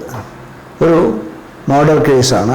ഈ കൊലപാതകത്തിൻ്റെ വിചാരണ, ആ വിചാരണയ്ക്കിടയിലാണ് ഈ കഥയുടെ വിശദാംശങ്ങൾ ചുരുളഴിക്കുന്നത്. നറേഷനിൽ അല്ലെങ്കിൽ കഥ പറയുന്നതിൽ ഒരു പരീക്ഷണം എന്ന നിലയിൽ ആ പുസ്തകം ശ്രദ്ധിക്കപ്പെടേണ്ടതാണ് എന്നാണ് എനിക്ക് തോന്നുന്നത്. ബാലസാഹിത്യത്തെ പറ്റി ഞാൻ പറഞ്ഞു. ഇതിനിടയ്ക്ക് ട്രിവാൻഡ്രത്ത് വെച്ച് ഞാൻ ആലീസ് ഇൻ വണ്ടർലാൻഡ് എന്ന് പറഞ്ഞ പുസ്തകം തർജ്ജമ ചെയ്തു. അത് ട്രിവാൻഡ്രത്തുള്ള ട്രാവൻകൂർ പബ്ലിക്കേഷൻസ് എന്ന് പറഞ്ഞ ആളുകളാണ് പ്രസിദ്ധീകരിച്ചത്. അതായത് കുട്ടികൾക്ക് വേണ്ടി ഞാൻ എഴുതിയെന്ന് പറയാൻ വയ്യ, കാരണം എൻ്റെ ഒറിജിനൽ ഇംഗ്ലീഷുള്ള കൃതി വളരെ പ്രസിദ്ധമാണ്. മലയാളത്തിലാക്കി. അത് കഴിഞ്ഞ് ഈ പറഞ്ഞ ഈ നോവലുകളുടെ ഒപ്പമാണ് കുട്ടികൾക്ക് വേണ്ടിയുള്ള കഥകൾ ഞാൻ എഴുതാൻ തുടങ്ങിയത്. ഇതിൽ 1-2 കഥകൾ കുങ്കുമത്തിൻ്റെ കീഴിലുള്ള കുട്ടികൾക്ക് വേണ്ടിയുള്ള മാഗസിനാണ് മുത്തുച്ചിപ്പി എന്ന് പറഞ്ഞിട്ട്. ഈ മുത്തുച്ചിപ്പിയിൽ ഇതിനകത്ത് 3-4 കഥകൾ പ്രസിദ്ധീകരിച്ചിട്ടുണ്ട്. അതും ഈ പറഞ്ഞതുപോലെ ഒരു പ്രചോദനമാണ്. 14 കഥകൾ പല കാലത്തായിട്ട് എഴുതിയ 14 കഥകളെല്ലാം കൂടി സമാഹരിച്ച് കുട്ടികൾക്കുള്ള, എന്നാൽ തീരെ കുട്ടികളെയുള്ള അല്ല. ഇതിനകത്ത് ഈ കിങ്ങിണിയും മങ്ങിണിയും അങ്ങനെ മുത്തശ്ശി പറയുന്നതും ഭൂതം വരുന്ന അങ്ങനെയുള്ള കഥകളിൽ അതിനകത്തില്ല. കുറെ കൂടി ഉയർന്ന ചിന്തിക്കാൻ കഴിവുള്ള കുട്ടികൾക്ക് വായിക്കാനായിട്ട് എഴുതിയിരിക്കുന്ന കഥകളാണ്. അതിനകത്ത് വളരെ രസകരമായിട്ട് എനിക്ക് തോന്നിയൊരു സംഗതി, ഒരു കഥ, ക്രിക്കറ്റിനെ പറ്റിയുള്ളൊരു കഥയുണ്ട് അതിനകത്ത്. അങ്ങനെ ഇതിൻ്റെ കയ്യെഴുതി പ്രതി അതിനകം എൻ്റെ എന്താ പറയുന്നത്, ഞാൻ ദൈവത്തെ പോലെ കരുതുന്ന ഒരാളാണ് സി രാധാകൃഷ്ണൻ സാർ. അദ്ദേഹത്തിനെ വായിക്കാനായിട്ട് കൊടുത്തെന്ന് പറഞ്ഞു. പ്രചോദനം കിട്ടി. അങ്ങനെയാണ് ആ പുസ്തകവും പ്രിയദർശിനി തന്നെയാണ് പ്രസിദ്ധീകരിക്കുന്നത്. മാന്ത്രിക തത്ത എന്നാണ് ആ പുസ്തകത്തിൻ്റെ പേര്. ഈ മാന്ത്രിക തത്തയെ പറ്റിയുള്ള കഥ ഒരു പതിവിട്ട് എഴുതിയ ഒരു കഥയാണ്. അതായത് ഒരു മാന്ത്രിക ശക്തിയുള്ള ഒരു കഥ. ഒരു കാക്കാലം കൊണ്ടിരുന്നു. ഒരു വീട്ടിലെ ഗ്രഹനാഥൻ ആ തത്തയെ വാങ്ങിക്കുന്നു. തത്തയുടെ പ്രത്യേകത എന്ന് പറഞ്ഞാൽ ആര് അതിന് മുമ്പിൽ കള്ളം പറഞ്ഞാലും അത് കണ്ടുപിടിച്ചിട്ട് കള്ളമാണ് പറയുന്നത് എന്ന് കണ്ടുപിടിക്കും. അങ്ങനെ ഒരു തീമിനെ ബേസ് ചെയ്ത് എഴുതിയ കഥയാണ്. ഈ സമാഹാരത്തിലെ എല്ലാ കഥകളും നല്ല രസകരമായ കഥകളാണ്. ഇതിനെപ്പറ്റി പക്ഷേ വളരെ മോശമായൊരു അനുഭവം കൂടിയുണ്ട്. അതുകൂടെ ഞാൻ ഇവിടെ പറയേണ്ടതുണ്ട് എന്ന് തോന്നുന്നു. ഈ കഥകൾ എഴുതി കഴിഞ്ഞ് ഈ പറഞ്ഞ പോലെ ഒന്ന് പ്രസിദ്ധീകരിക്കാനായിട്ട് നമ്മുടെ ബാലസാഹിത്യത്തിന് വേണ്ടി മാത്രം ഒഴിഞ്ഞു വെച്ച ഒരു ഇൻസ്റ്റിറ്റ്യൂട്ടുണ്ട് തിരുവനന്തപുരത്ത്, ബാലസാഹിത്യ ഇൻസ്റ്റിറ്റ്യൂട്ട്. അതിൽ ഒരു അറിയപ്പെടുന്ന ബാലസാഹിത്യകാരനായ ശ്രീധരൻ എന്നാണ്, പള്ളിയറ എന്ന ആളാണ് എൻ്റെ ഡയറക്ടർ. ഞാൻ തിരുവനന്തപുരത്ത് ഒരവസരത്തിൽ, കാരണം അതിന് ഇടയ്ക്ക് ഞാൻ ബാംഗ്ലൂരിലേക്ക് താമസം മാറ്റിയിരുന്നു. അദ്ദേഹത്തിനെ പോയി കണ്ടു, ഈ കയ്യെഴുത്ത് പ്രതി കാണിച്ചു. അപ്പോൾ അദ്ദേഹം പറഞ്ഞു, ഇവിടെ ഇതൊക്കെ തീരുമാനിക്കാനായിട്ട് ഈ പറഞ്ഞതുപോലെ ഒരു കമ്മിറ്റിയുണ്ട്. കമ്മിറ്റിയാണ് ഇത് പ്രസിദ്ധീകരിക്കണോ വേണ്ടയോ എന്നൊക്കെ തീരുമാനിക്കേണ്ടത്. അതിനൊരു ലേഡി പറഞ്ഞു. ആ ലേഡിയെ പോയി കാണാനായിട്ട് പറഞ്ഞു. പേരൊന്നും ഞാൻ പറയുന്നില്ല. ചുരുക്കി പറഞ്ഞാൽ അവർ ഈ പുസ്തകത്തിൻ്റെ മേൽ ഒരു 6 മാസത്തോളം അടയിരുന്നു. 6 മാസം കഴിഞ്ഞപ്പോൾ എനിക്ക് ഒന്നാമത്തെ കാര്യം എപ്പോഴും ട്രിവാൻഡ്രത്തേക്ക് യാത്ര ചെയ്യാനും പ്രയാസമാണ്. അത് ഞാൻ തിരുവനന്തപുരത്ത് ചെന്നവരെ കണ്ട സമയത്ത് അത് ഒന്നും നടന്നിട്ടില്ല, ഒരു തീരുമാനവുമായിട്ടില്ല എന്ന് മനസ്സിലാക്കാൻ കഴിഞ്ഞു. അതുകൊണ്ട് ഞാൻ എൻ്റെ കയ്യെഴുത്ത് കോപ്പി തിരിച്ചു വാങ്ങിച്ചു. വളരെ ദേഷ്യം തോന്നിയ ഒരു സന്ദർഭമായിരുന്നു. അവരോട് ഞാൻ പറഞ്ഞു, മേലാൽ ഞാനൊരു പുസ്തകം കുട്ടികൾക്ക് വേണ്ടി എഴുതുകയാണെങ്കിൽ അത് തീർച്ചയായും ഈ ഇൻസ്റ്റിറ്റ്യൂട്ടിൽ കൊണ്ടുവരില്ല, നിങ്ങളെ ഏൽപ്പിക്കില്ല, ഞാൻ വേറെ ഏതെങ്കിലും പ്രസാധകരെ സമീപിക്കുകയുള്ളൂ എന്ന് അവരെ ബോധിപ്പിച്ചു. യാതൊരു പ്രതികരണവും അവരുടെ ഭാഗത്തു നിന്നുണ്ടായില്ല. ഈ പുസ്തകവും പ്രിയദർശിനി തന്നെയാണ് പ്രസിദ്ധീകരിച്ചത്. ഈ അടുത്ത കാലത്ത് ഞാൻ വേറൊരു സാഹസം ചെയ്തു. ഈ കഥകളെല്ലാം, എനിക്ക് ഫേസ്ബുക്ക് അക്കൗണ്ടുണ്ട്. എൻ്റെ ഫേസ്ബുക്ക് അക്കൗണ്ടിൽ ഈ കഥകൾ ഓരോന്നോരോന്നായിട്ട് പ്രസിദ്ധീകരിച്ചു. ഫേസ്ബുക്കിൽ പ്രസിദ്ധീകരിച്ചതിൽ ധാരാളം നല്ല അഭിപ്രായങ്ങൾ കിട്ടി. അതിൽ ഒരു അഭിപ്രായം വളരെ ശ്രദ്ധേയമാണ്. ആ വഴിക്ക് ഒരു ശ്രമം നടത്തണമെന്ന് എനിക്ക് തോന്നുകയും ചെയ്തു. ആ ആൾ പറഞ്ഞത്, ഈ കഥകളെല്ലാം ഇംഗ്ലീഷിലേക്കാക്കി നിങ്ങൾക്ക് പ്രസിദ്ധീകരിച്ചുകൂടെ, കാരണം കുറെ കൂടി കൂടുതൽ വായനക്കാരെ നിങ്ങൾക്ക് കിട്ടില്ലേ എന്നാണ് ചോദിച്ചത്. അത് വളരെ അർത്ഥമുള്ള ഒരു സംഗതിയാണ് എന്ന് എനിക്ക് തോന്നിയിട്ടുണ്ട്. പക്ഷേ ആ വഴിക്കുള്ള ഒരു ശ്രമം ആരംഭിക്കേണ്ടിയിരിക്കുന്നു. കാരണം ഒരു സ്വന്തം കൃതി തന്നെ എഴുതിയ ആൾ തന്നെ എന്താ പറയുന്നത് വേറൊരു ഭാഷയിലേക്ക് മാറ്റുക. മലയാളത്തിൽ മാതിരി ഒരു ശ്രമം നടത്തിയ ഒരാൾ OV വിജയനാണ്. അദ്ദേഹത്തിൻ്റെ ധർമ്മപുരാണം എന്ന് പറഞ്ഞ കൃതി, ലെജൻഡ്സ് ഓഫ് ധർമ്മപുരി എന്ന് പറഞ്ഞ് ഇംഗ്ലീഷിലേക്ക് തർജ്ജമ ചെയ്തത് അദ്ദേഹം തന്നെയാണ്. പക്ഷേ തർജ്ജമ ഈ 2 പുസ്തകങ്ങളും വായിച്ച ആളെന്ന നിലയിൽ എൻ്റെ വിനീതമായ അഭിപ്രായം ഈ ഇംഗ്ലീഷ് തർജ്ജമ ശരിയായില്ല എന്നുള്ളത്. ഇതിനിടയിൽ തൃശ്ശൂരിൽ നിന്ന് പ്രസിദ്ധീകരിക്കുന്ന അല്ലെങ്കിൽ തൃശ്ശൂർ കേന്ദ്രമായി പ്രവർത്തിക്കുന്ന ഒരു വാട്സപ്പ് ഗ്രൂപ്പുണ്ട്. വാട്സപ്പ് ഗ്രൂപ്പും ഒരു സംഘടനയായിട്ടും ഉണ്ട്. സർഗസ്വരം എന്നാണ് ഇതിൻ്റെ പേര്. എൻ്റെ സുഹൃത്തും സിനിമാ ഡയറക്ടറും നിർമ്മാതാവും ഒക്കെയായ ശ്രീ കാവിൽ രാജാണ് ഇതിൻ്റെ പ്രധാന നടത്തിപ്പുകാരൻ. ഞാൻ അതിലൊരു അംഗമായിട്ടുണ്ട്. അതിൽ ഇടയ്ക്കിടയ്ക്ക് എൻ്റെ കഥകൾ വായിക്കാറുണ്ട്. ഈ തൃശ്ശൂർ ഇങ്ങനെയുള്ളൊരു തൃശ്ശൂർ സന്ദർശനത്തിനിടയിലാണ് ഞാൻ കവി സെബാസ്റ്റ്യനെ പരിചയപ്പെടുന്നത്. കവി സെബാസ്റ്റ്യൻ കൊടുങ്ങല്ലൂർ കേന്ദ്രമാക്കിയ ഒരു പ്രസിദ്ധീകരണശാല, എൻ്റെ പേര് പുലിറ്റ്സർ ബുക്സ് എന്നാണ്. പുലിറ്റ്സർ ബുക്സ് പ്രസിദ്ധീകരിക്കുന്നുണ്ട്. അപ്പോൾ അതിനിടയ്ക്ക് ഏകദേശം പൂർത്തിയാക്കി വെച്ചിരുന്ന എൻ്റെ ഒരു നോവൽ, അതിൻ്റെ ഒരു പ്രത്യേകത എന്ന് പറഞ്ഞാൽ ഞാൻ ഇന്നുവരെ എഴുതിയ ഏറ്റവും വലിയ പുസ്തകമാണ്. 1950 മുതൽ 1995 വരെയുള്ള കേരളത്തിലെ സാമൂഹ്യ രാഷ്ട്രീയ രംഗങ്ങളിൽ വന്നിട്ടുള്ള സമഗ്രമായ പരിവർത്തനങ്ങളെ, സമഗ്രമായ മാറ്റങ്ങളെ ഉൾക്കൊള്ളിച്ച് എഴുതിയ, ഇതിനകത്ത് യഥാർത്ഥത്തിൽ ജീവിച്ചിരുന്ന ആൾക്കാരും കഥാപാത്രങ്ങളായിട്ട് വരുന്നുണ്ട്. 2 ആദർശ വിലാസിനി എന്ന 2 കഥാപാത്രങ്ങളുടെ ജീവിതത്തിലെ പുരോഗതി അനുസരിച്ച് എഴുതിയ ഒരു പുസ്തകമാണിത്. എഴുതിയ ആളെന്ന നിലയിൽ എനിക്ക് വളരെ ഇഷ്ടപ്പെട്ട ഒരു പുസ്തകമാണ്. അതിനകത്ത് ഭൂപരിഷ്കരണം, ശബരിമലയിലെ തീവെപ്പ്, ഇങ്ങനെ പല പല സംഭവങ്ങളും അതിനകത്ത് ഉൾക്കൊള്ളിച്ചിട്ടുണ്ട്. ആധികാര വടംവലി, ആന്റണി മുഖ്യമന്ത്രിയായ കാര്യം, ഇങ്ങനെ എൻ്റെ വിലാസിനി എന്ന കഥാപാത്രം രാഷ്ട്രീയത്തിൽ വളരെ ഉയർന്ന ഒരു മന്ത്രിയാകുന്നു. അത് വരെയുള്ള കാലഘട്ടങ്ങളാണ് ഈ ഇതിനകത്ത് പറഞ്ഞിരിക്കുന്നത്. കഥാപാത്രങ്ങളിലൂടെ സമൂഹത്തിലെ മാറ്റങ്ങളും ചേഞ്ചുകളും രാഷ്ട്രീയത്തിൽ വന്ന പ്രവർത്തനങ്ങളും കാര്യങ്ങളും അവതരിപ്പിക്കുകയാണ് ചെയ്തത്. 300ഓളം പേജുകളുള്ള ഈ പുസ്തകം ഞാൻ അതിന് പേരിട്ടിരിക്കുന്നത് ഒരു പുഴയും കുറേ മനുഷ്യരും എന്നാണ്. ഈ പുസ്തകം പ്രസിദ്ധീകരിച്ചത് പുലിറ്റ്സർ ബുക്സാണ്. വളരെ നല്ലൊരു പുസ്തകമാണ്. ആണെങ്കിലും ഈ പറഞ്ഞതുപോലെ വിചാരിച്ച മാതിരി ഇത് സ്വീകരിക്കപ്പെട്ടിട്ടില്ല. ഞാൻ എൻ്റെ അടുത്ത ഒരു പ്ലാൻ എന്ന് പറയുന്നത് ഈ പുസ്തകം പ്രസിദ്ധീകരിച്ചതാണെങ്കിലും ഞാനതിന് സെബാസ്റ്റ്യൻ്റെ അടുത്ത് നിന്ന് അനുമതി വാങ്ങിയിട്ടുണ്ട്. ഇതും ഓരോ അധ്യായങ്ങളായിട്ട് ഫേസ്ബുക്കിൽ കൊടുക്കാം എന്നാണ് ധരിച്ചിരിക്കുന്നത്. കൂടുതൽ ആളുകളിലേക്ക് എത്തട്ടെ, ആളുകൾ ഇഷ്ടമാകുന്നെങ്കിൽ സ്വീകരിക്കട്ടെ. വിവിധ മേഖലകളിലായി 20ഓളം പുസ്തകങ്ങൾ താങ്കൾ പ്രസിദ്ധീകരിച്ചിട്ടുണ്ട്. ബാങ്കിങ് മേഖലയിലെ വളരെ തിരക്ക് പിടിച്ച ഉന്നത ഉദ്യോഗത്തിലിരിക്കുമ്പോഴും ഈ സാഹിത്യ സബരീയമായി മുന്നോട്ട് പോകാൻ എങ്ങനെ കഴിഞ്ഞു? താങ്കളുടെ ഇതുവരെയുള്ള സാഹിത്യ പ്രവർത്തനത്തെപ്പറ്റി അറിഞ്ഞാൽ കൊള്ളാവുന്നുണ്ട്.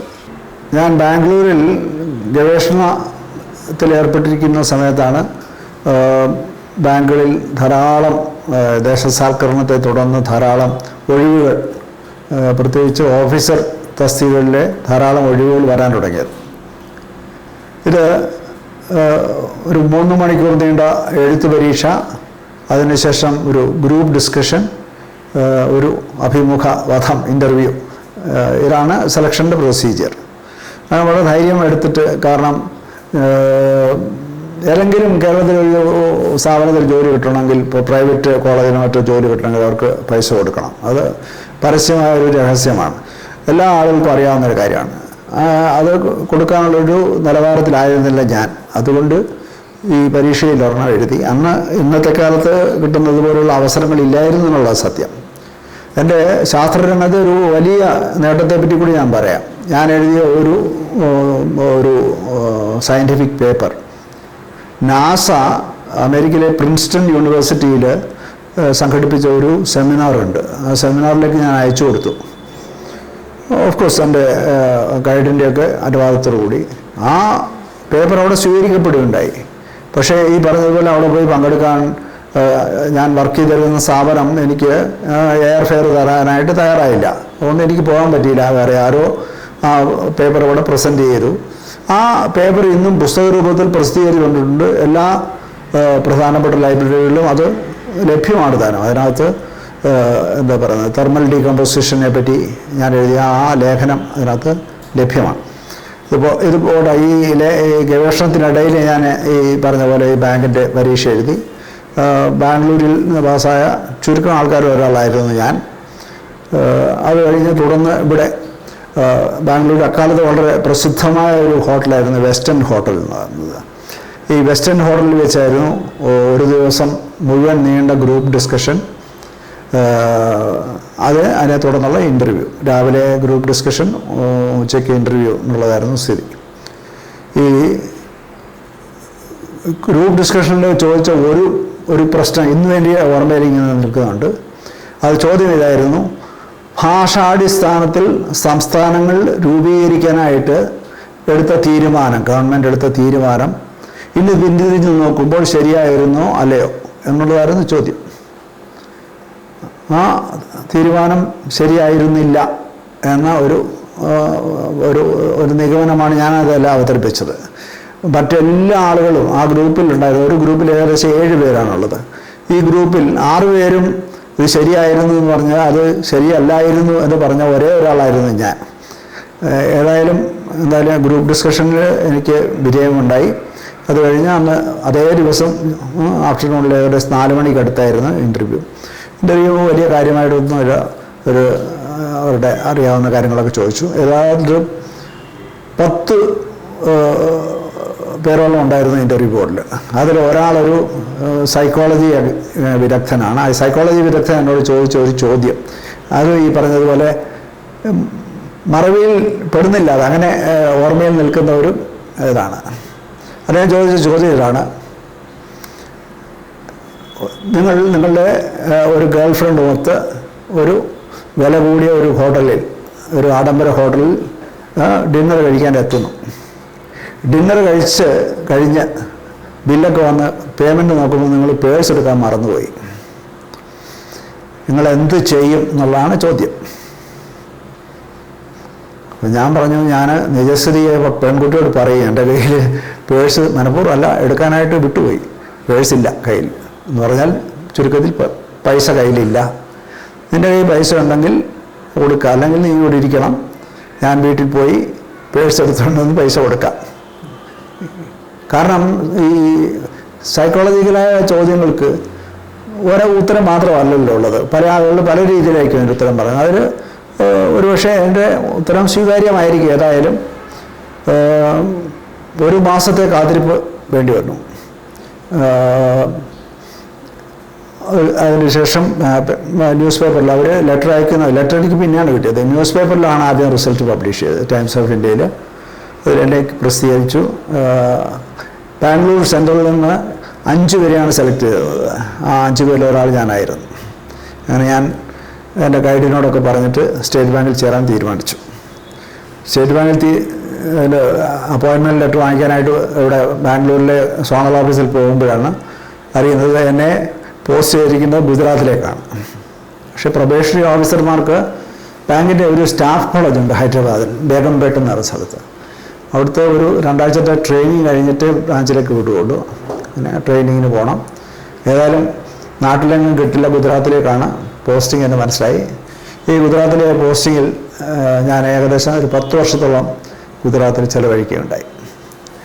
എൻ്റെ ഔദ്യോഗിക ജീവിതത്തിലെ ഏറ്റവും വലിയ നേട്ടങ്ങൾ ഒന്നെന്ന് പറയുന്നത്, ഒന്ന് ഞാൻ അഹമ്മദാബാദിൽ ആശ്രാം റോഡ് എന്ന ഒരു ബ്രാഞ്ചിൽ മാനേജറായിരിക്കുന്ന സമയത്ത് ഏകദേശം 100ഓളം സ്റ്റാഫ് മെമ്പേഴ്സ് ഉള്ള ഒരു ബ്രാഞ്ചാണ്, ഒരു വലിയ ബ്രാഞ്ച്. എൻ്റെ അന്നത്തെ ബാങ്കിലുള്ള നിലയനുസരിച്ച് എനിക്ക് കിട്ടരുതാത്തൊരു ബ്രാഞ്ചാണ്. കാരണം അതിൽ വളരെ സീനിയറായ ഒരാൾ മാനേജ് ചെയ്യേണ്ട ബ്രാഞ്ചാണ്. പക്ഷേ എന്തുകൊണ്ട് എന്നെ അവിടെ മാനേജറായിട്ട് പോസ്റ്റ് ചെയ്തിരുന്നു. ആ സമയത്താണ് ഗാന്ധിനഗറിൽ ഒരു വലിയ ഫ്രോഡ് നടക്കുന്നത്, ഗാന്ധിനഗർ ബ്രാഞ്ചിൽ. ഈ ഫ്രോഡിൻ്റെ ഇൻവെസ്റ്റിഗേഷൻ ടീമിൽ ഞാനുണ്ടായിരുന്നു. ഇൻ ഓൾ ഹ്യൂമിലിറ്റി എന്ന് പറയില്ലേ, ഞാൻ വിനയത്തോട് പറയാണ്, ആ ഫ്രോഡ് എങ്ങനെയാണ് ചെയ്തതെന്ന് കണ്ടുപിടിച്ചത് ഞാനാണ്. പക്ഷേ എനിക്കതിൻ്റെ ഒരു ക്രെഡിറ്റും ബാങ്ക് തന്നില്ല. അത് എൻ്റെ ഒപ്പം ഉണ്ടായിരുന്ന സീനിയർ ഓഫീസർ മാറ്റിയെടുത്തു. ഈ 1985 ആദ്യം, അതായത് ഇന്ദിരാഗാന്ധിയുടെ അസാസിനേഷനൊക്കെ കഴിഞ്ഞതിന് ശേഷം എനിക്ക് കേരളത്തിലേക്ക് എൻ്റെ ഒരു ജനറൽ മാനേജർക്ക് എന്നോട് എന്തോ ഒരു ഇഷ്ടം തോന്നി. അദ്ദേഹം എനിക്ക് കേരളത്തിലേക്കൊരു സ്ഥലമാറ്റം ശരിയാക്കി തന്നു. ബാങ്കിൻ്റെ ഭാഷയിൽ ഇൻ്റർ സർക്കിൾ ട്രാൻസ്ഫർ എന്ന് പറയും. അങ്ങനെ 85 ആദ്യം ഞാൻ തിരുവനന്തപുരത്തെത്തി. തിരുവനന്തപുരത്ത് അനന്തവിലാസം പാലസ് എന്ന് പറയുന്ന കിഴക്കേക്കോട്ടയിലുള്ള ഒരു കെട്ടിടത്തിലായിരുന്നു ബാങ്ക് പ്രവർത്തിച്ചിരുന്നത്. അവിടെ പേഴ്സണൽ ഡിപ്പാർട്ട്മെൻറ്റിലേക്കാണ് എന്നെ പോസ്റ്റ് ചെയ്തത്. അവിടെ ഏകദേശം 2 കൊല്ലം ആ ഡിപ്പാർട്ട്മെൻറ്റിൽ ഞാൻ പ്രവർത്തിച്ചു. ആ സമയത്താണ് റിസർവ് ബാങ്കിൻ്റെ ഗവർണറായിരുന്ന ഡോക്ടർ സി രംഗരാജൻ ഇന്ത്യയിൽ ബാങ്കിൽ കമ്പ്യൂട്ടർ ഏർപ്പെടുത്തുന്നതിനെ പറ്റിയുള്ള ഒരു റിപ്പോർട്ട് സമർപ്പിച്ചു ഗവൺമെൻറ്. അതിൻ്റെ അടിസ്ഥാനത്തിൽ ബാങ്കിലെല്ലാം കമ്പ്യൂട്ടർ വാങ്ങാനും കമ്പ്യൂട്ടറൈസേഷൻ ഏർപ്പെടുത്താനുമുള്ള ശ്രമങ്ങൾ ആരംഭിച്ചത്. നിങ്ങൾ ഓർക്കുന്നുണ്ടാവും, കമ്മ്യൂണിസ്റ്റ് ചിന്താഗതിയുള്ള ആളുകളെല്ലാം വളരെ രൂക്ഷമായി തീവ്രമായി എതിർത്ത ഒരു സംഭവമാണ് കമ്പ്യൂട്ടറൈസേഷൻ. ഇന്നൊരു പക്ഷേ കമ്പ്യൂട്ടറൈസേഷൻ അവരും സ്വീകരിച്ചിട്ടുള്ള അത് കാലത്തിൻ്റെ ഒരു കളി എന്ന് വേണം പറയാനായിട്ട്. അതുകൊണ്ട് എനിക്ക് ബാങ്കിൽ ധാരാളം ശത്രുക്കളുണ്ടായി. കാരണം ഈ കമ്പ്യൂട്ടറൈസേഷൻ്റെ ചീഫായിട്ട് ഇതുപോലെ തന്നെ ഒരു പരീക്ഷ എഴുതി എന്നെയാണ് സെലക്ട് ചെയ്തത്. അങ്ങനെ തിരുവനന്തപുരം ഈ പേഴ്സണൽ ഡിപ്പാർട്ട്മെൻറ്റിൽ നിന്ന് തിരുവനന്തപുരത്തെ കമ്പ്യൂട്ടറൈസേഷൻ്റെ മാനേജറായിട്ട് എന്നെ സ്ഥലം മാറ്റി. ആ പോസ്റ്റിലും ഞാൻ ഏകദേശം 3 വർഷത്തോളമായിരുന്നു. ഇതിനിടയ്ക്ക് ചെയ്യാവുന്ന, അതായത് യൂണിയൻ വലിയ പ്രതിഷേധമുണ്ടാക്കാത്ത എല്ലാ സംഗതികളും കമ്പ്യൂട്ടറിലാക്കി. അതിന് എനിക്ക് നല്ല അപ്രീസിയേഷൻ കിട്ടി. ഒരുപക്ഷെ അതിനെ തുടർന്ന് വന്ന പ്രൊമോഷൻ എനിക്ക് കിട്ടിയതും ആ കാര്യം കൊണ്ട് ആകണം. പ്രൊമോഷനോടുകൂടി എന്നെ ഒരു ബാങ്കിൻ്റെ ഒരു ട്രെയിനിങ് സെൻ്റർ ഉണ്ടായിരുന്നു ആ കാലത്ത്, അമ്പലമേട് എന്ന് പറയുന്ന സ്ഥലത്ത്. അമ്പലമേടിൽ FICTയുടെ ഒരു ബിൽഡിങ്ങിലാണ് അത് പ്രവർത്തിച്ചിരുന്നത്. അവിടേക്ക് എന്നെ മാറ്റി. 2 കൊല്ലം ഈ പറഞ്ഞ പോലെ 1.5 കൊല്ലം അവിടെ ഉണ്ടായിരുന്നു. അവിടെ നിന്ന് എന്നെ വീണ്ടും സെൻട്രൽ ഓഫീസ്, ബോംബെയിലുള്ള സെൻട്രൽ ഓഫീസിലേക്ക് പോസ്റ്റ് ചെയ്തു. അവിടെയും കമ്പ്യൂട്ടറൈസേഷൻ തന്നെയായിരുന്നു എന്നെ ഏൽപ്പിച്ചെന്ന വിഷയം. എല്ലാം കഴിഞ്ഞ് 1990 ഞാൻ ബോംബെയിലേക്ക് പോകുന്നത്. 1997 ആദ്യം എന്നെ അവിടുന്ന് വീണ്ടും കേരളത്തിലേക്ക് സ്ഥലം മാറ്റി. അവിടെ എനിക്ക് പോസ്റ്റിംഗ് തന്നത് കേരളത്തിലെ ഏറ്റവും കൂടുതൽ ഡിപ്പോസിറ്റുള്ള ബ്രാഞ്ച് തിരുവല്ല എന്ന് പറയുന്ന ബ്രാഞ്ചാണ്. തിരുവല്ല ബ്രാഞ്ചിൻ്റെ AGM അസിസ്റ്റൻറ്റ് ജനറൽ മാനേജറായിട്ടാണ് എന്നെ പോസ്റ്റ് ചെയ്തത്. 2 വർഷത്തോളം ഞാൻ ആ ബ്രാഞ്ചിലുണ്ടായിരുന്നു. 2000 ആദ്യം എന്നെ എറണാകുളത്ത് റീജിയണൽ മാനേജറായിട്ട് പോസ്റ്റ് ചെയ്തു. എറണാകുളത്ത് ഈ റീജിയണൽ മാനേജറുള്ള എൻ്റെ സേവനവും എൻ്റെ മനസ്സിൽ തങ്ങി നിൽക്കുന്നതിൻ്റെ കാര്യം ആ കാലയളവിൽ 1 വർഷം കൃത്യമായിട്ട് ആ വർഷം ഞാൻ ഓർക്കുന്നത്. ഞാൻ നേരത്തെ പറഞ്ഞതുപോലെ ബാങ്കിലെ ഏറ്റവും നല്ല റീജിയണൽ മാനേജർ 3 പേരെ അവർ സെലക്ട് ചെയ്തു. സെൻട്രൽ ബോർഡ് ബാങ്കിൻ്റെ, അതിൽ ഒരാൾ ഞാനായിരുന്നു. ഇതിനൊരു പ്രത്യുപകാരം അല്ലെങ്കിൽ പ്രതിഫലം ഒക്കെ ആയിട്ട് ഷിക്കാഗോയിലുള്ള നോർത്ത് വെസ്റ്റേൺ യൂണിവേഴ്സിറ്റിയിൽ അവരുടെ മാനേജ്മെൻറ്റ് കേന്ദ്രത്തിന് കെല്ലോഗ് മാനേജ്മെൻറ്റ് സെൻറ്റർ എന്നാണ് പറയുന്നത്. അവിടെ ഏകദേശം 15 ദിവസം നീണ്ട ഒരു ട്രെയിനിങ്ങിന് എന്നെ ബാങ്ക് വിട്ടു. ആ കാര്യത്തിൽ എനിക്ക് ബാങ്കിനോട് വളരെ നന്ദിയുണ്ട്. ബാങ്കിൻ്റെ സേവനത്തിൽ എനിക്ക് വ്യക്തിപരമായിട്ടുണ്ടായ ഒരു നേട്ടം എന്ന് പറയുന്നത് സ്റ്റാഫിന് ഹൗസിംഗ് ലോൺ അനുവദിച്ചു തരും. അങ്ങനെ ഒരു ചെറിയ വീട്, എൻ്റെ ഭാര്യയുടെ സ്ഥലമായ മാവേലിക്കരയിൽ ആദ്യം ഒരു വീട് നിർമ്മിക്കാൻ സാധിച്ചതും ബാങ്കിൻ്റെ സഹായം കൊണ്ട്. ഇത്രയൊക്കെയാണ് എനിക്ക് ബാങ്കിൻ്റെ സേവനത്തെ പറ്റി പറയാനുള്ളത്. താങ്കളുടെ ഡോക്ടറേറ്റ് ഫിസിക്കൽ കെമിസ്ട്രിയിലാണ്. ഫിസിക്കൽ കെമിസ്ട്രി എന്താണെന്ന്, അത് ഏതൊക്കെ തരത്തിലാണ് പ്രാവർത്തികമാക്കുന്നതെന്ന്, ആ ഒരു ശാസ്ത്രശാഖയെപ്പറ്റി താങ്കളുടെ വിശദീകരണം എന്താണ്? ഞാൻ MSc ജനറൽ കെമിസ്ട്രി എന്ന് പറഞ്ഞാൽ കെമിസ്ട്രിയിലെ 3 പ്രധാന വിഭാഗങ്ങളുണ്ട്. അതിലൊന്ന് physical chemistry, inorganic chemistry, organic chemistry. ഇത് 3ഉം പഠിക്കണമായിരുന്നു ഞങ്ങൾക്ക് ജനറൽ കെമിസ്ട്രി എടുത്തത് കൊണ്ട്. പക്ഷേ ഗവേഷണത്തിൽ ചേരുമ്പോൾ നമ്മുടെ എന്താ പറയുക, വിഷയം ചുരുങ്ങി ചെറിയൊരു ഏരിയ ആയിട്ട് വരും. അപ്പോൾ അതിൽ ഫിസിക്കൽ കെമിസ്ട്രി ആയാണ് ഞാൻ ചൂസ് ചെയ്തത്. ആ കാലത്ത് ISRO അങ്ങനെ വളരെ മുകളിലേക്ക് ഉയർന്നു വരുന്ന ഒരു സമയമായിരുന്നു. അവിടെ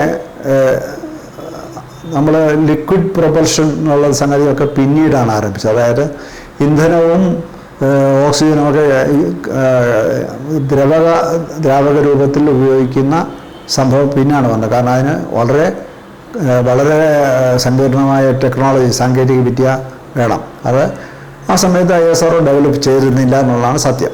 അപ്പോൾ ആദ്യം അവർ തുടങ്ങുന്നത് സോളിഡ് പ്രൊപ്പല്ലൻ്റ് റോക്കറ്റ്സാണ് ഉപയോഗിച്ചിരുന്നത്. അതായത് ഖരരൂപത്തിലുള്ള ഒരു സാധനമാണ് ഈ കത്തുന്നത്. അത് കത്തുന്ന വഴിയാണ് ഈ റോക്കറ്റ് പ്രവർത്തിക്കുന്നത്. സോളിഡ് പ്രൊപ്പല്ലൻസ് മെയിനായിട്ടും ഉപയോഗിക്കുന്നത് മിലിറ്ററി റോക്കറ്റ് ഉപയോഗിക്കുന്ന മിലിറ്ററി ആവശ്യങ്ങൾക്ക് വേണ്ടിയാണ്. ഈ സോളിഡ് പ്രൊപ്പല്ലൻ്റ് റോക്കറ്റിൽ മെയിനായിട്ടും ഉപയോഗിക്കുന്ന ഇന്ധനമായിട്ട് ഉപയോഗിക്കുന്ന വസ്തുവിൻ്റെ പേര് പോളിസ്റ്റൈറീൻ എന്നാണ്. സ്റ്റൈറീൻ എന്ന് പറയുന്ന കോമ്പൗണ്ടിനെ അല്ലെങ്കിൽ സംയുക്തത്തെ പോളിമറൈസ് ചെയ്ത് ഉണ്ടാക്കുന്ന സാധനമാണ്. അപ്പോൾ ഇതുകൊണ്ട് രണ്ട് ഗുണങ്ങളുണ്ട്. ഒന്ന്, ഏത് സാധനം കത്തണമെങ്കിലും അതിന് ഓക്സിജൻ്റെ ആവശ്യമുണ്ട്. ഈ ഓക്സിജൻ പ്രൊവൈഡ് ചെയ്യാനായിട്ട് നൽകാനായിട്ടൊരു ഓക്സിഡൈസറെ വെക്കും. അമോണിയം പെർക്ലോറേറ്റ് എന്ന് പറയുന്ന സാധനമാണ് ഇതിനകത്ത് മെയിനായിട്ട് ഉപയോഗിക്കുന്നത്. ഈ അമോണിയം പെർക്ലോറേറ്റും ഈ പോളിമറും കൂടി മിക്സ് ചെയ്ത് അത് ഓരോ റോക്കറ്റിൽ ഉതകുന്ന രൂപത്തിൽ മാറ്റിയെടുക്കുക ചെയ്യുന്നത്. അപ്പോൾ ഈ പോളിസ്റ്റൈറീൻ എന്ന് പറയുന്ന സാധനം കത്തുന്നതിൻ്റെ കാര്യങ്ങളെപ്പറ്റി, അത് ഡീകമ്പോസ് ചെയ്യുന്നത് എങ്ങനെയാണ്, ഈ ചില പോളിമറുടെ കാര്യത്തിൽ നമ്മളുടെ ഡീകമ്പോസിഷൻ എന്നുള്ള വാക്കിന് പകരം ഡീഗ്രഡേഷൻ എന്നുള്ള വാക്കാണ് ഉപയോഗിക്കുന്നത്. അപ്പോൾ അതായിരുന്നു എൻ്റെ ഗവേഷണ വിഷയം. ഇത് എങ്ങനെയായിരുന്നു പോളിസ്റ്റൈറീനെ എൻ്റെ ഡീഗ്രഡേഷനെ പറ്റി ടെക്സ്റ്റ് ബുക്കുകളിലുണ്ടായിരുന്ന മെക്കാനിസം ശരിയല്ല, അതിന് പകരമായിട്ട് വേറെ ഒരു സിദ്ധാന്തം ഞാനും എൻ്റെ ഗൈഡിൻ്റെ അസിസ്റ്റൻ്റായിട്ട് വർക്ക് ചെയ്യുന്ന ഒരു ഡോക്ടർ കിഷോറുണ്ട്, അദ്ദേഹം കൂടി പേപ്പർ പബ്ലിഷ് ചെയ്തിട്ടുണ്ട്. ആ മെക്കാനിസം ഇന്ന് ഏതാണ്ട് സ്വീകാര്യമായിട്ടുണ്ട്. അപ്പോൾ എൻ്റെ ഗവേഷണ വിഷയത്തിന് നമ്മളിങ്ങനെ തെർമൽ ഡീഗ്രഡേഷൻ ഓഫ് പോളിസ്റ്റൈറീൻ എന്ന് പറയാം. അത് എനിക്കറിയാം, കുറെ കൂടി സങ്കീർണമായൊരു സംഗതിയാണ്. എങ്കിലും ഈ പറഞ്ഞ പോലെ കെമിസ്ട്രി അല്പമെങ്കിലും അറിയാവുന്ന ആളുകൾക്കൊക്കെ മനസ്സിലാകും. ഫിസിക്കൽ കെമിസ്ട്രി എന്ന് പറഞ്ഞാൽ ശാസ്ത്രജ്ഞന്മാർക്കിടയിൽ ഈ കെമിസ്ട്രിയെ പറ്റി ഒരു ഭയങ്കര പുച്ഛമായിരുന്നു ഒരു കാലത്തുള്ളത്. കാരണം പ്രധാനപ്പെട്ട ശാസ്ത്രജ്ഞരൊക്കെ ഫിസിക്സുകാരായിരുന്നു. ഉദാഹരണത്തിന് ന്യൂട്ടൺ, ഐൻസ്റ്റൈൻ, ഇവരെല്ലാം ഫിസിക്സാണ് പഠിക്കുകയും ഗവേഷണം നടത്തുകയും കണ്ടുപിടുത്തങ്ങൾ നടത്തുകയും ഒക്കെ ചെയ്തത്. അതിനിടയ്ക്ക് രണ്ട് കഥകൾ ഞാൻ പറയാം. ഒന്ന്, ഫിസിക്സിലും കെമിസ്ട്രിയിലും അതികായനായ ഒരു മനുഷ്യനുണ്ടായിരുന്നു. അദ്ദേഹം ഇംഗ്ലണ്ടിലാണ് വർക്ക് ചെയ്തത്, പക്ഷേ ന്യൂസിലൻഡുകാരനായിരുന്നു. അദ്ദേഹത്തിൻ്റെ പേര് റദർഫോർഡ് എന്നാണ്. ഈ റദർഫോർഡ് ഒരിക്കൽ ഒരു പത്രസമ്മേളനത്തിൽ, ഒരു പത്രമായിട്ട് നടത്തിയ ഇൻ്റർവ്യൂവിൽ പറഞ്ഞു, all science is physics, the rest is philately എന്നാണ് പറഞ്ഞത്. അതായത് ശാസ്ത്രം എന്ന് പറഞ്ഞാൽ ഫിസിക്സാണ്, ബാക്കിയുള്ളതെല്ലാം ഫിലാറ്റലി എന്ന് പറഞ്ഞാൽ സ്റ്റാമ്പ് കളക്ഷനാണ്, സ്റ്റാമ്പ് ശേഖരണമാണ് ബാക്കിയുള്ളതൊക്കെ എന്നിങ്ങനെ കളിയാക്കി പറഞ്ഞു. ഈ മനുഷ്യന്, ഞാൻ ഒരു ദൈവവിശ്വാസി ആയതുകൊണ്ട് ദൈവം കൊടുത്തൊരു തിരിച്ചടി ഭയങ്കര രസമുള്ള ഒരു സംഗതിയാണ്. ഇദ്ദേഹത്തിന് നോബൽ പ്രൈസ് കിട്ടി. നോബൽ പ്രൈസ് കിട്ടിയത് ഫിസിക്സിലല്ല, കെമിസ്ട്രിയിലാണ്. അതാണ് റദർഫോർഡിന് കിട്ടിയ ഒരു പ്രതിഫലം എന്ന് പറയുന്നത്. വേറെ ഇതേപോലെ തന്നെ വോൾഫ്ഗാങ് പോളി എന്ന് പറഞ്ഞൊരു ജർമ്മൻ ശാസ്ത്രജ്ഞനുണ്ടായിരുന്നു. അദ്ദേഹത്തിൻ്റെ പ്രസിദ്ധമായ പോളിയുടെ എക്സ്ക്ലൂഷൻ പ്രിൻസിപ്പിൾ എന്ന് പറയുന്ന സംഗതിയുണ്ട്. അതിൻ്റെ പേരിൽ അങ്ങനെ അറിയപ്പെടുന്ന ഒരാളാണ്. അർഹിക്കപ്പെട്ടിരുന്നെങ്കിലും നോബൽ പ്രൈസ് കിട്ടാതെ പോയ ഒരാളാണ് ഈ ശാസ്ത്രജ്ഞൻ. അദ്ദേഹം കുറച്ച് മാനസികമായ പ്രശ്നങ്ങളൊക്കെ ഉണ്ടായിരുന്നു. അത് കാരണം ഭാര്യ പണങ്ങി വേറൊരാളുടെ കൂടെ ഓടിപ്പോയി. അദ്ദേഹത്തിന് അതേപ്പറ്റി, ആ സംഭവത്തെപ്പറ്റി അദ്ദേഹം പത്രക്കാരോട് പറഞ്ഞത്, എനിക്ക് മനസ്സിലാകുമായിരുന്നു ഇവളൊരു ബാസ്കറ്റ് ബോൾ കളിക്കാരൻ്റെ കൂടെയോ ബോക്സിങ് ചെയ്യുന്ന ഒരാളുടെ കൂടെയോ ഒക്കെ ഫുട്ബോളുകാരൻ്റെ കൂടെയോ ഒക്കെ പോയിരുന്നെങ്കിൽ എനിക്കത് മനസ്സിലാകുമായിരുന്നു. എനിക്ക് മനസ്സിലാകാത്തത് ഇവിടെ പോയിരിക്കുന്നത് ഒരു കെമിസ്ട്രിക്കാരൻ്റെ കൂടെയാണെന്നാണ്. അപ്പോൾ ഫിസിക്സുകാർക്ക് കെമിസ്ട്രിയെ പറ്റി അങ്ങനെ ഒരു വല്ലാത്ത ഒരു അവജ്ഞയുള്ള ഒരു സമയമായിരുന്നു. ആ സമയത്താണ് സ്വീഡിഷുകാരനായ ഒരു ശാസ്ത്രജ്ഞൻ, അദ്ദേഹത്തിൻ്റെ പേര് സ്വാൻഡെ അരേനിയസ് എന്നാണ്. ഈ അരേനിയസ് രംഗത്ത് വരുന്നത്. അരേനിയസ് ഇലക്ട്രോളിസിസിലാണ് വർക്ക് ചെയ്തത് അദ്ദേഹത്തിൻ്റെ ഡോക്ടറേറ്റിന് വേണ്ടി. ഈ ഫിസിക്കൽ കെമിസ്ട്രിയുടെ വാക്ക് കോയിൻ ചെയ്യുന്നതും ഈ ഫിസിക്സിലെ തത്വങ്ങളെ, സിദ്ധാന്തങ്ങളെ കെമിസ്ട്രിയിൽ ഉപയോഗിക്കുന്നത് എങ്ങനെയെന്ന് മാറ്റിയതും, അങ്ങനെ ഫിസിക്കൽ കെമിസ്ട്രി എന്നൊരു പുതിയ ശാഖ കെമിസ്ട്രിയിൽ സൃഷ്ടിച്ചതും. ഉദാഹരണത്തിന് ഓർഗാനിക് കെമിസ്ട്രിയെ പറ്റി നമ്മൾ പറയാം. അത് ബേഴ്സിലിയസ് എന്ന് പറഞ്ഞ വേറൊരു സ്വീഡിഷ് സയൻറ്റിസ്റ്റ് ആയിരുന്നു. അതേപോലെ ഈ ഫിസിക്കൽ കെമിസ്ട്രി എന്ന സംഗതി രൂപപ്പെടുത്തിയതിൻ്റെ ക്രെഡിറ്റ് ശരിക്ക് അരേനിയസിനാണ് കിട്ടേണ്ടത്. അരേനിയസിൻ്റെ വേറെ ഒരു ചെറിയൊരു സംഭാവനയെ പറ്റി കൂടി പറഞ്ഞിട്ട് ഞാൻ ഈ ഭാഗം അവസാനിപ്പിക്കാം. കാരണം കാർബൺ ഡൈ ഓക്സൈഡ് നമ്മുടെ ഭൂമിയുടെ താപനിലയെ എങ്ങനെ സ്വാധീനിക്കുന്നു എന്നുള്ള കാര്യം ആദ്യം കണ്ടുപിടിക്കുന്നത്, വർഷങ്ങൾക്ക് മുമ്പ് കണ്ടുപിടിക്കുന്നത് അരേനിയസാണ്. അരേനിയസ് എഴുതിയൊരു ശാസ്ത്രലേഖനത്തിലാണ്. അന്ന് അതിൻ്റെ പ്രസക്തി എന്നാണെന്ന് ആളുകൾക്ക് മനസ്സിലായില്ല. പക്ഷേ ഇന്ന് നമുക്ക് മനസ്സിലാകുന്നുണ്ട്. കാരണം ആഗോളതാപനം എന്നുള്ളത് എല്ലാ ആളുകളെയും ബാധിക്കുന്ന ഒരു വലിയ പ്രശ്നമായി മാറിക്കഴിഞ്ഞപ്പോൾ നമുക്കിന്ന് വളരെ സന്തോഷത്തോടെ അരേനിയസിനെ പറ്റി ഓർക്കാൻ പറ്റും. ബാലസാഹിത്യ രചനകളോട് ബാലസാഹിത്യ ഇൻസ്റ്റിറ്റ്യൂട്ടിൻ്റെ സമീപനം വ്യക്തമാക്കുന്ന തരത്തിലുള്ള ചില അനുഭവങ്ങൾ ഉണ്ടായതായി താങ്കൾ പറഞ്ഞു. മറ്റ് സർക്കാർ ഏജൻസികളിൽ നിന്ന്, അതായത് സാഹിത്യവുമായി ബന്ധപ്പെട്ട മറ്റ് ഏജൻസികളിൽ നിന്ന് ഇത്തരം അനുഭവങ്ങൾ ഉണ്ടായിട്ടുണ്ടോ? എൻ്റെ ഒരുപക്ഷെ ഞാനൊരു ചെറിയ എഴുത്തുകാരനാണെങ്കിലും അക്കാഡമിയിൽ നിന്ന് ഒരു അംഗീകാരം കിട്ടണം എന്നുള്ളത് എൻ്റെ ഒരു വലിയ ആഗ്രഹമായിരുന്നു. അതുകൊണ്ട് ഈ പ്രത്യേകിച്ച് ശാസ്ത്ര പുസ്തകങ്ങൾ, എൻ്റെ ഈ 4 പുസ്തകങ്ങളും ഞാൻ സാഹിത്യ അക്കാദമി, തൃശ്ശൂർ കേന്ദ്രമാക്കി പ്രവർത്തിക്കുന്ന സംസ്ഥാന ഗവൺമെൻറ്റിൻ്റെ കീഴിലുള്ള സാഹിത്യ അക്കാദമിക്ക് അയച്ചു കൊടുക്കുകയുണ്ടായി. ആദ്യം ഞാൻ എൻ്റെ പുസ്തകങ്ങൾ അയക്കുമ്പോൾ അവിടെ അതിൻ്റെ സെക്രട്ടറിയായി പ്രവർത്തിക്കുന്നത് ഡോക്ടർ മോഹനൻ എന്നൊരാളാണ്. ഞാൻ മനസ്സിലാക്കുന്നത് ഇദ്ദേഹം ഒരു പ്രസിദ്ധ സാഹിത്യകാരനായ ചെറുകാടിൻ്റെ മകനാണ് ഇദ്ദേഹം ഞാൻ മനസ്സിലാക്കുന്നത്.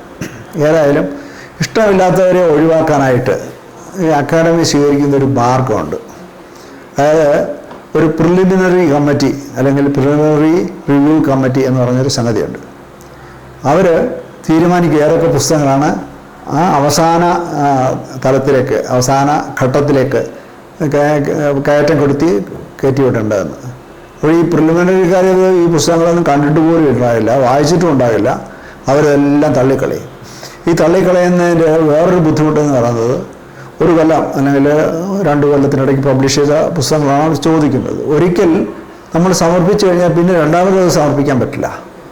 അപ്പോൾ ഒരിക്കലും അവർ തൊഴിച്ച് ചവറ്റുകൊണ്ടയിൽ ഇട്ട് കഴിഞ്ഞാൽ പിന്നെ നമുക്ക് യാതൊരു രക്ഷയില്ല എന്നുള്ളതാണ്. അതായത് ചുരുക്കി പറഞ്ഞാൽ ഏതെങ്കിലും ഒരു ഗോഡ് ഫാദറോ നിങ്ങളെ സപ്പോർട്ട് ചെയ്യാനായിട്ട് രാഷ്ട്രീയ പാർട്ടിയോ അങ്ങനെ എന്തെങ്കിലും ഒന്നും ഇല്ലെങ്കിൽ അവാർഡ് കിട്ടുന്നത് വളരെ വളരെ ബുദ്ധിമുട്ടാണ്, വളരെ പ്രയാസമാണ്, ഒരുപക്ഷെ അസാധ്യമാണെന്ന് തന്നെ പറയാം. ഈ അക്കാഡമിയുടെ അവാർഡ് കിട്ടാത്ത ഞാൻ ഈ പറഞ്ഞ പോലെ മുന്തിരിങ്ങ പൊളിക്കും നമ്മൾ കൊടുക്കേണ്ട സംഗതി അല്ല ഇത്. എൻ്റെ സ്വന്തം അനുഭവത്തിൽ നിന്ന് പറയുന്നതാണ്. ഞാൻ 4-5 പുസ്തകങ്ങൾ ഇതിനകം വായിച്ചിട്ടുണ്ട്. ഒന്നുപോലും ഈ പ്രിലിമിനറി റിവ്യൂ ലെവലിൽ നിന്ന് കടന്നു കിട്ടിയിട്ടില്ല.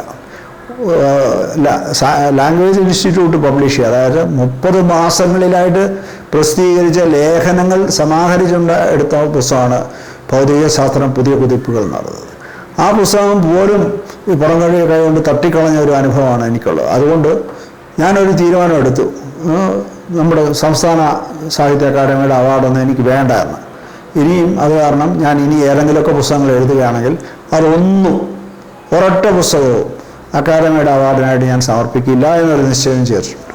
താങ്കളുടെ വ്യക്തിപരമായ കാര്യങ്ങൾ, സ്വദേശം, വിദ്യാഭ്യാസം, ജോലി, കുടുംബം, ഇത്തരം കാര്യങ്ങളെപ്പറ്റി കാര്യങ്ങളെപ്പറ്റി എൻ്റെ ജനനസ്ഥലം പത്തനംതിട്ട ജില്ലയിൽ വടശ്ശേരിക്കരയ്ക്കടുത്തുള്ള മാടമൺ എന്ന് പറഞ്ഞ ഗ്രാമമാണ്. ഈ ഗ്രാമത്തിൻ്റെ ഏറ്റവും വലിയ ആകർഷണീയത എന്ന് പറയുന്നത് അതിൻ്റെ ഒരു കോണിൽ കൂടിയാണ് പമ്പാ നദി ഒഴുകുന്നത് എന്നതാണ്. ഇന്ന് ശബരിമലയ്ക്ക് പോകുന്ന റോഡ് ഈ ഗ്രാമത്തിലൂടെയാണ് വരുന്നത്. പമ്പയിൽ അണക്കെട്ടൊക്കെ വന്നതിൻ്റെ ഒരു പ്രയോജനം സിദ്ധിച്ചതാണ്. ഇതിനെപ്പറ്റി ഞാൻ നേരത്തെ പറഞ്ഞ എൻ്റെ ഒരു പുഴയും, ആ പുഴ പമ്പാ നദിയാണ്, ആ നോവലിൽ ടച്ച് ചെയ്ത് സംസാരിച്ചിട്ടുണ്ട്, എഴുതിയിട്ടുണ്ട്. അച്ഛനും അമ്മയും എന്താ പറയുക, രണ്ടുപേരും ജോലി സ്വയം ഉപേക്ഷിച്ച് അധ്യാപകരായിരുന്നു. അച്ഛൻ അമ്മയേക്കാൾ കൂടെ കാലം അധ്യാപകനായി ജോലി ചെയ്തു. രണ്ടുപേരും പല പല കാരണങ്ങൾ കൊണ്ട് അധ്യാപകവൃത്തി ഒഴിവാക്കി. ഇതൊക്കെയാണെങ്കിലും അധ്യാപകവൃത്തി വളരെയധികം ഇഷ്ടപ്പെട്ടിരുന്ന രണ്ടുപേരായിരുന്നു അച്ഛനും അമ്മയും. അവരുടെ ഒരു വളരെ വലിയ സ്വാധീനം എനിക്ക് എൻ്റെ പഠനത്തിലൊക്കെ ഉണ്ടായിട്ടുണ്ട്. പക്ഷേ പഠനകാര്യത്തിൽ ഒരിക്കലും ഞാൻ ഇപ്പോഴും ഓർക്കുന്ന ഒരു വളരെ അത്ഭുതമുള്ളൊരു സംഗതി എന്ന് പറഞ്ഞാൽ, ഒരിക്കലും എൻ്റെ അച്ഛനോ അമ്മയോട് പഠിക്കണമായിരുന്നു എന്നുള്ള ഒക്കെ സാധാരണ ഇന്നത്തെ മാതാപിതാക്കൾ പറയുന്ന രീതിയിൽ സംസാരിച്ചിട്ടേയില്ല. ഭാഗ്യത്തിന് ഈ പറഞ്ഞതുപോലെ പഠനത്തിൽ വലിയ കാര്യമൊന്നുമില്ല. വളരെ നേട്ടങ്ങൾ ഉണ്ടാക്കാനായിട്ട് ബുദ്ധിമുട്ടൊന്നുമില്ല എന്ന അനുഭവത്തിലുള്ള ഒരാളാണ് ഞാൻ. എൻ്റെ ഹൈസ്കൂൾ വിദ്യാഭ്യാസം നടത്തിയത് വടശ്ശേരിക്കലയിലെ ഹൈസ്കൂളിലാണ്. ആ സമയത്താണ് SLC പരീക്ഷ പാസ്സാകുന്നത്. SLC പരീക്ഷയ്ക്ക് ഈ സംസ്ഥാന തലത്തിൽ എനിക്ക് 5ാമത്തെ മാർക്കുണ്ടായിരുന്നു. എത്രയോ പേര് എഴുതുന്ന പരീക്ഷ എഴുതുന്ന ഒരു സംഗതിയാണ്. ആ വഴിക്കാണ് എനിക്ക് നാഷണൽ മെറിറ്റ് സ്കോളർഷിപ്പ് ലഭ്യമായത്. ഈ സത്യമായിട്ട് പറഞ്ഞാൽ ഈ സ്കോളർഷിപ്പ് ഇല്ലായിരുന്നുവെങ്കിൽ എനിക്ക് കോളേജ് പഠനം നടത്താൻ സാധിക്കില്ലായിരുന്നു. ഇന്ന് പിന്തിരിഞ്ഞ് നോക്കുമ്പോൾ ആ കാലത്തെ ആ തുക വളരെ ചെറിയൊരു തുകയായിരുന്നു. ഒരു മാസം ഗവൺമെൻറ് തരുന്ന തുക 50 രൂപയായിരുന്നു. പക്ഷേ അന്നത്തെ കാലത്ത്, കാരണം കോളേജിലെ ഫീസ് എന്ന് പറയുന്നത് 20 രൂപയാണ് മാസത്തെ ഫീസ്. അങ്ങനെ നോക്കിയാൽ ഏകദേശം വലിയ കുഴപ്പമില്ലാതെ പോകാനുള്ള തുക ഉണ്ടായിരുന്നു അത്. പക്ഷേ എന്നെ അത്ഭുതപ്പെടുത്തിയ ഒരു സംഗതി, ഞാൻ ഡിഗ്രി തലത്തിലെത്തിയപ്പോഴും പോസ്റ്റ് ഗ്രാജുവേറ്റ് തലത്തിലെത്തിയപ്പോഴും ഈ 50 രൂപ ഹോസ്റ്റൽ താമസിക്കുകയാണെങ്കിൽ അത് 150 രൂപയാക്കി കിട്ടും.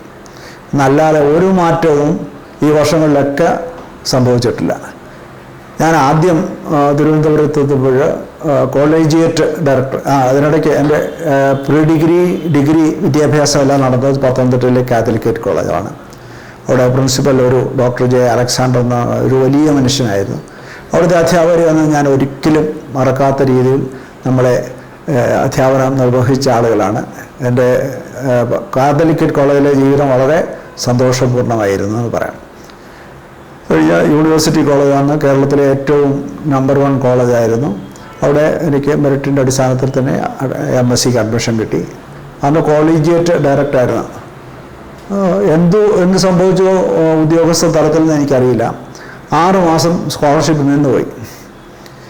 അന്ന് തൈക്കാടാണ് ഈ കോളേജിയേറ്റ് ഡയറക്ടറുടെ ഓഫീസ്. ഞാൻ വളരെ കൃത്യമായിട്ട് ഓർക്കുന്ന 2 കാര്യങ്ങളാണ്. അതിൽ 2 വ്യത്യസ്ത ഡയറക്ടർമാരുടെ സമീപനം കൂടി പറയണം. ആദ്യം ഞാൻ ചെല്ലുമ്പോൾ അദ്ദേഹത്തിൻ്റെ പേരെന്തായിരുന്നു, ഒരു ശാസ്ത്ര സാഹിത്യമൊക്കെ എഴുതുന്ന ഭാസ്കരൻ പിള്ള, ഡോക്ടർ ഭാസ്കരൻ പിള്ള ആയിരുന്നു കോളേജ് ഡയറക്ടർ. അദ്ദേഹം ഒരു താഴെയുള്ളൊരു ഉദ്യോഗസ്ഥനെ വിളിച്ചിട്ട് എന്താ സംഭവം, അയാളെന്തോ എക്സ്പ്ലനേഷൻ കൊടുത്തു. യാതൊരു നടപടിയും ഉണ്ടായില്ല. തുടർന്ന് ഭാസ്കരൻ നായർ റിട്ടയർ ചെയ്യുകയും ഡോക്ടർ K. ഭാസ്കരൻ നായർ അതായിരുന്നു ശാസ്ത്ര സാഹിത്യമൊക്കെ എഴുതിയിരുന്ന ആളാണ്. അദ്ദേഹം റിട്ടയർ ചെയ്ത് കഴിഞ്ഞിട്ട് പിന്നെ കോളേജ് ഡയറക്ടറായിട്ട് വരുന്നത് പിന്നെ ചീഫ് സെക്രട്ടറിയായ R. രാമചന്ദ്രൻ നായരാണ്. ഈ ഞങ്ങളുടെ കഷ്ടപ്പാടിന് അറുതി വരുന്നത് രാമചന്ദ്രൻ നായരാണെന്ന് ഞാൻ ഇന്നും വളരെ കൃതജ്ഞതയോടെ ഓർമ്മിക്കുന്ന ഒരു സംഭവമാണ്. ഈ എന്തു കാരണം കൊണ്ട് നിന്നുപോയ സ്കോളർഷിപ്പുകളൊക്കെ തരാനുള്ള ഇടപാടുണ്ടാക്കിയത് രാമചന്ദ്രൻ നായർ സാറാണ്. അദ്ദേഹം പിന്നീട് ചീഫ് സെക്രട്ടറി ആയിട്ടാണ് സർവീസിൽ നിന്ന് വിരമിക്കുന്നത്.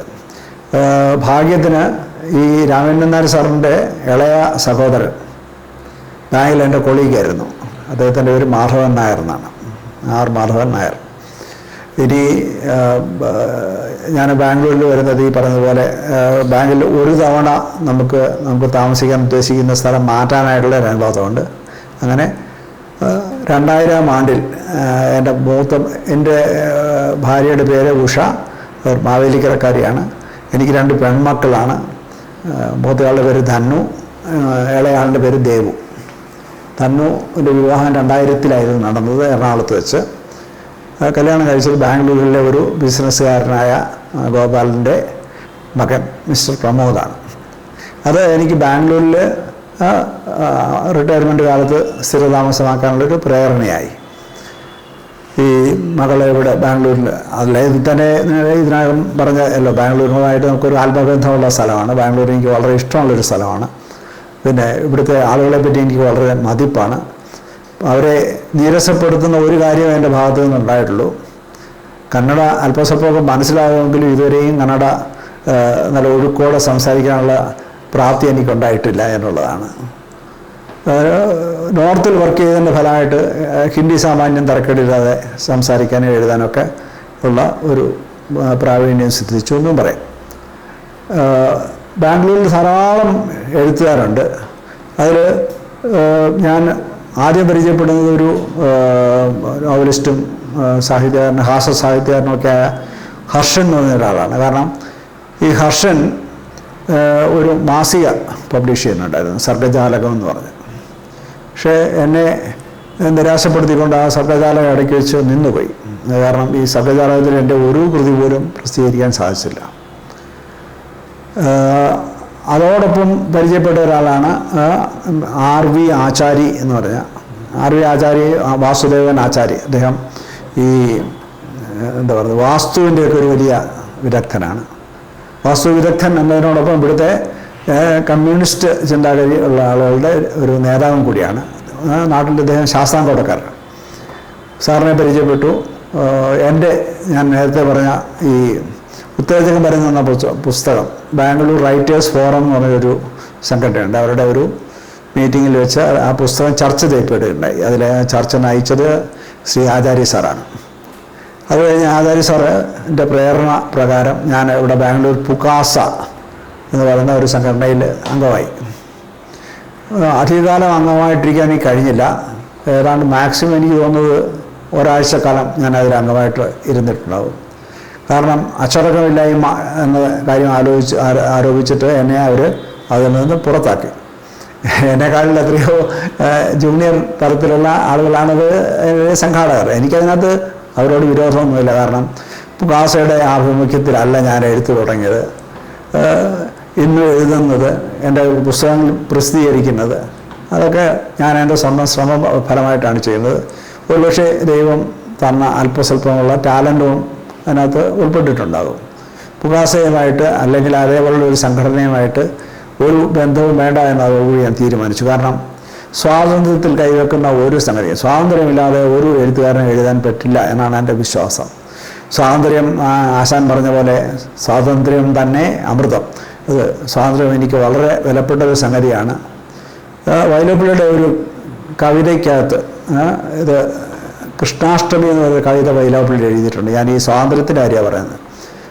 ഒരാളെ തെരുവിൽ തെണ്ടി നടന്ന ഒരാളെ അക്ബറാണോ ഷാജഹാനാണോ ആരോ ചക്രവർത്തി ആയിരിക്കുന്ന സമയത്ത് ഇയാളെ പിടിച്ച് ജയിലിലിട്ടു. അപ്പോൾ ജയിലിലെ ജീവിതം ഇയാൾക്ക് വളരെ ഇഷ്ടപ്പെട്ടു. കാരണം ഒരു തിരിപോലുമില്ലാതെ ഇരുട്ടിൽ കഴിയുന്ന ഒരാൾക്ക് ഒരു തിരിയുടെ വെട്ടം കിട്ടിയാൽ വളരെ കാര്യമായി. അതുപോലെ അയാൾ പറയും, പട്ടിണി കിടക്കുന്ന ആൾക്ക് ഒരു കല്ലരി കഞ്ഞി കിട്ടിയാലും അതൊരു സൽക്കാരമാണ്. പക്ഷേ അതിൻ്റെ ഒടുവിൽ അയാൾ പറയുന്നുണ്ട്, അയാളെ കൊണ്ട് കവി പറയിപ്പിക്കുന്നുണ്ട്, ഛേദം വന്നിതു ഞങ്ങൾക്കെന്നാൽ സ്വാദു പെരുക്കും സ്വാതന്ത്ര്യം എന്നാണ് പറയുന്നത്. സ്വാതന്ത്ര്യത്തിന് അത്ര വലിയ ഒരു സ്വാദുണ്ട്. അത് ഈ പറഞ്ഞ പോലെ അത് അനുഭവിച്ചാൽ മാത്രമേ അറിയൂ. ആ സ്വാതന്ത്ര്യം നഷ്ടപ്പെടുത്തിക്കൊണ്ടുള്ള ഒരു എഴുത്തും പൂർണ്ണമാകില്ല എന്നും കൂടി ഈ അവസരത്തിൽ ഞാൻ പറയുക. എന്ത് പ്രവർത്തനമായാലും അത് വളരെ ഊർജ്ജസ്വലമായി നടത്തുന്ന ആളാണ് താങ്കളെന്ന് മനസ്സിലായിട്ടുണ്ട്. ഇപ്പോഴുള്ള താങ്കളുടെ പ്രവർത്തനങ്ങൾ എന്തൊക്കെയാണ്? ബാംഗ്ലൂരിൽ ഞാൻ നേരത്തെ പറഞ്ഞതുപോലെ എത്തിയത് 2010-ലാണ്. 2010 മുതൽ 2017-16 ഒടുവ് വരെ ഞാൻ വൈറ്റ് ഫീൽഡിലുള്ള ഒരു എൻജിനീയറിംഗ് കോളേജിലും ഒരു PU കോളേജിലും സയൻസ് അധ്യാപകനായിരുന്നു. 2 കെമിസ്ട്രിയും ഫിസിക്സും പഠിപ്പിക്കുന്ന അധ്യാപകനായിരുന്നു. അവരെനിക്ക് പ്രൊഫസർ എന്നുള്ള ഒരു ടൈറ്റിലൊക്കെ തന്നിട്ടുണ്ട്. പക്ഷേ ഈ പറഞ്ഞതുപോലെ ആ ജോലി ഞാൻ സ്വയമേവ ഉപേക്ഷിച്ചതായതുകൊണ്ട് ഞാൻ ആ പേര് വെക്കുന്നില്ല, എൻ്റെ പേരിൻ്റെ ഒപ്പം വെക്കുന്നില്ല. അത് നല്ല ഒരു അനുഭവമായിരുന്നു. കാരണം വളരെ ധൈര്യമുള്ള കുട്ടികൾ, ചോദ്യങ്ങളൊക്കെ ചോദിക്കുന്ന കുട്ടികൾ. നമ്മുടെ അധ്യാപനത്തെ പറ്റി എനിക്ക് ഈ അവസരത്തിൽ ഒരു വാക്ക് പറയണമെന്ന് തോന്നുന്നു. കുട്ടികളെ പേടിപ്പിച്ച് നിർത്തുന്നവരാണ് അധ്യാപകർ. ഈ പേടിയുടെ ഫലമായിട്ട് അവർ സ്വതന്ത്രമായിട്ട് ചിന്തിക്കാൻ കഴിയുന്നില്ല. ഐൻസ്റ്റൈനെ പറ്റി പറയുന്നുണ്ട്, അദ്ദേഹത്തിന് ഇങ്ങനെ സ്വതന്ത്രമായിട്ട് യാഥാസ്ഥിതിക രീതികളൊക്കെ വിട്ട് വിപ്ലവകരമായിട്ട് ചിന്തിക്കാൻ സാധിച്ചത് അദ്ദേഹം നേരെ ചെറിയ സ്കൂളിൽ പഠിക്കാത്തതുകൊണ്ടാണ്. കാരണം അധ്യാപകർ മര്യാദയ്ക്കൊക്കെ പഠിപ്പിച്ചിട്ടെങ്കിൽ ആ രീതിയിൽ മാത്രം ചിന്തിക്കാൻ സാധിക്കില്ലായിരുന്നു. ഇത് വീട്ടിലിരുന്നൊക്കെയാണ് പഠിച്ചാണ് ഐൻസ്റ്റൈൻ പരീക്ഷ പാസ്സാകുന്നത്. അതുകൊണ്ടാണ് അദ്ദേഹത്തിന് ഇപ്പോൾ ഉദാഹരണത്തിന് പ്രകാശ വേഗത, ഈ പ്രകാശ വേഗതയെ നമുക്ക് മറികടക്കാൻ പറ്റുമോ എന്നൊക്കെ ആരും ചോദിക്കാത്ത ചോദ്യങ്ങളൊക്കെ ഐൻസ്റ്റൈൻ ചോദിച്ചത്. അതുകൊണ്ട് കുട്ടികളെ സ്വതന്ത്രമായി ചിന്തിക്കാൻ വിടണം. അത് നമ്മുടെ അധ്യാപകർ ആരും ചെയ്യാറില്ല. ചോദ്യങ്ങളെ നമ്മുടെ അധ്യാപകർക്ക് ഭയമാണ്. കാരണം ഈ എനിക്കറിയില്ല എന്ന് പറയേണ്ടി വരുമോ എന്നുള്ള ഒരു ഭീതിയാണ് അധ്യാപകർക്ക് കൂടുതലും ഉള്ളത്. ലോകത്തിന് ആർക്കും എല്ലാ ചോദ്യങ്ങൾക്കും ഉത്തരം പറയാൻ സാധിക്കില്ല, ഈവൻ ഈ സർവജ്ഞപീഠം കയറിയ ആളുകൾക്ക് പോലും. അതുകൊണ്ട് ഇപ്പോൾ എന്നോട് ആരെങ്കിലും ഒരാൾ ഒരു ചോദ്യം ചോദിച്ചു, എനിക്കറിയില്ല, ഞാൻ അന്വേഷിച്ചിട്ട് കണ്ടുപിടിച്ച് പറഞ്ഞു തരാം എന്നല്ലാതെ അറിയില്ല എന്ന് പറയുന്നത് ലജ്ജിക്കേണ്ട ഒരു കാര്യമുണ്ടെന്ന് എനിക്ക് ഇന്നും തോന്നിയിട്ടില്ല. കുട്ടികൾ സ്വതന്ത്രമായി ചിന്തിച്ച് സ്വതന്ത്രമായി കാര്യത്തിൽ ചോദ്യങ്ങൾ ചോദിക്കണം എന്നുള്ളതാണ് എൻ്റെ ഒരു അഭിപ്രായം എന്ന് പറയുന്നത്. ഇപ്പോൾ ഉദാഹരണത്തിന് ഒരു സ്റ്റുഡൻറ്റ്, ഞാൻ ഈ പറഞ്ഞ 2017 വരെയുള്ള കാലഘട്ടത്തിൽ ഒരു സ്റ്റുഡൻറ്റ് ചോദിച്ചു, എനിക്ക് വളരെ ഇഷ്ടപ്പെട്ടൊരു ചോദ്യം. അദ്ദേഹം പറഞ്ഞു, അയാൾ പറഞ്ഞ കാര്യം വളരെ സത്യവുമാണ്. ഇത് സയൻസ് അല്പം അറിയാവുന്ന ആളുകൾക്കറിയാം. ന്യൂട്ടൻ്റെ നിയമങ്ങളിലെല്ലാം മാസ് എന്ന് പറയുന്ന സംഗതി ഒരു സ്ഥിരാങ്കമാണ്, ഒരു കോൺസ്റ്റൻ്റാണ്. അതെന്തുകൊണ്ട് കോൺസ്റ്റൻ്റായി, എന്തുകൊണ്ട് അതൊരു വ്യതിചലിക്കാവുന്ന വേരിയബിളായുള്ള ഒരു സംഖ്യ ആകുന്നില്ല എന്നാണ് ആ കുട്ടി ചോദിച്ചത്. കുട്ടി ചോദിച്ച ചോദ്യം വളരെ വളരെ പ്രധാനമാണ്. കാരണം ഐൻസ്റ്റൈൻ ചോദിച്ച ചോദ്യമാണിത്. പക്ഷേ അതിനുള്ള ഉത്തരം ഐൻസ്റ്റൈൻ കണ്ടുപിടിച്ചു. ആ കുട്ടി അത് കണ്ടുപിടിക്കുമോ എന്നുള്ളത് എനിക്കറിയില്ല. പക്ഷേ ചോദ്യം ചോദിച്ചു എന്നത് തന്നെ വളരെ പ്രധാനപ്പെട്ട ഒരു സംഭവമാണ്. ഉത്തരായനം എന്ന് പറഞ്ഞ മലയാളത്തിലെ ശ്രദ്ധിക്കപ്പെട്ടൊരു സിനിമയുണ്ട്. അതിൽ ഒരു കഥാപാത്രത്തെ കൊണ്ട് അരവിന്ദൻ പറയിക്കുന്നുണ്ട്, ചോദ്യങ്ങളാണ് പ്രധാനം, ചോദ്യങ്ങളാണ് ഉത്തരങ്ങളിലേക്ക് നയിക്കുന്നത് എന്നാണ് പറയുന്നത്. അതുകൊണ്ട് ചോദ്യങ്ങൾ പ്രധാനം തന്നെയാണ്. പല കാര്യങ്ങൾ അവരെ പഠിപ്പിക്കുന്ന സംഗതികൾ, അതിന് വ്യത്യസ്തമായ കാര്യങ്ങൾ നമ്മൾ തന്നെ പറയുന്നുണ്ട്. പക്ഷേ കുട്ടികൾ ആരും ഒരു ചോദ്യവും ചോദിക്കുന്നില്ല. 2016 ഒടുവിൽ ഞാൻ ഈ പറഞ്ഞ പോലെ ഞങ്ങൾ ഓസ്ട്രേലിയക്ക് പോയി. എൻ്റെ ഇളയ മകൾ ദേവു, അവൾ ഓസ്ട്രേലിയ മെൽബൺ എന്ന് പറഞ്ഞ സിറ്റിയിലാണ് താമസിക്കുന്ന. അവരൊരു വീട് വെക്കുന്ന സമയമാണത്. അങ്ങനെ ഞങ്ങളുടെ സഹായം അവർക്ക് വേണമായിരുന്നു. ഏകദേശം ഒരു കൊല്ലക്കാലത്തോളം ഞങ്ങൾ ഓസ്ട്രേലിയയിലുണ്ടായിരുന്നു. അത് കഴിഞ്ഞ് തിരിച്ചു വന്നു കഴിഞ്ഞിട്ട് വെറുതെ ഇരിക്കുന്നതൊരു സുഖമില്ലാത്ത പരിപാടി ആയതുകൊണ്ട് ഞാൻ പല ട്യൂഷൻ സെൻ്ററുകളിലും അധ്യാപനത്തിനായിട്ട് പോയിരുന്നു. പക്ഷേ ഈ ട്യൂഷൻ സെൻ്ററുകളൊന്നും ട്യൂഷൻ ടീച്ചേഴ്സിനെ ഒന്നാമത് മര്യാദയ്ക്ക് കണക്കാക്കുന്നില്ല, മര്യാദയ്ക്ക് ഉള്ള പ്രതിഫലം തരികയുമില്ല. അതുകൊണ്ട് അവസാനം ഒരു തീരുമാനത്തിലെത്തി. എനിക്ക് പിടിപെട്ട കോവിഡും അതിനൊരു കാരണമായിരുന്നു.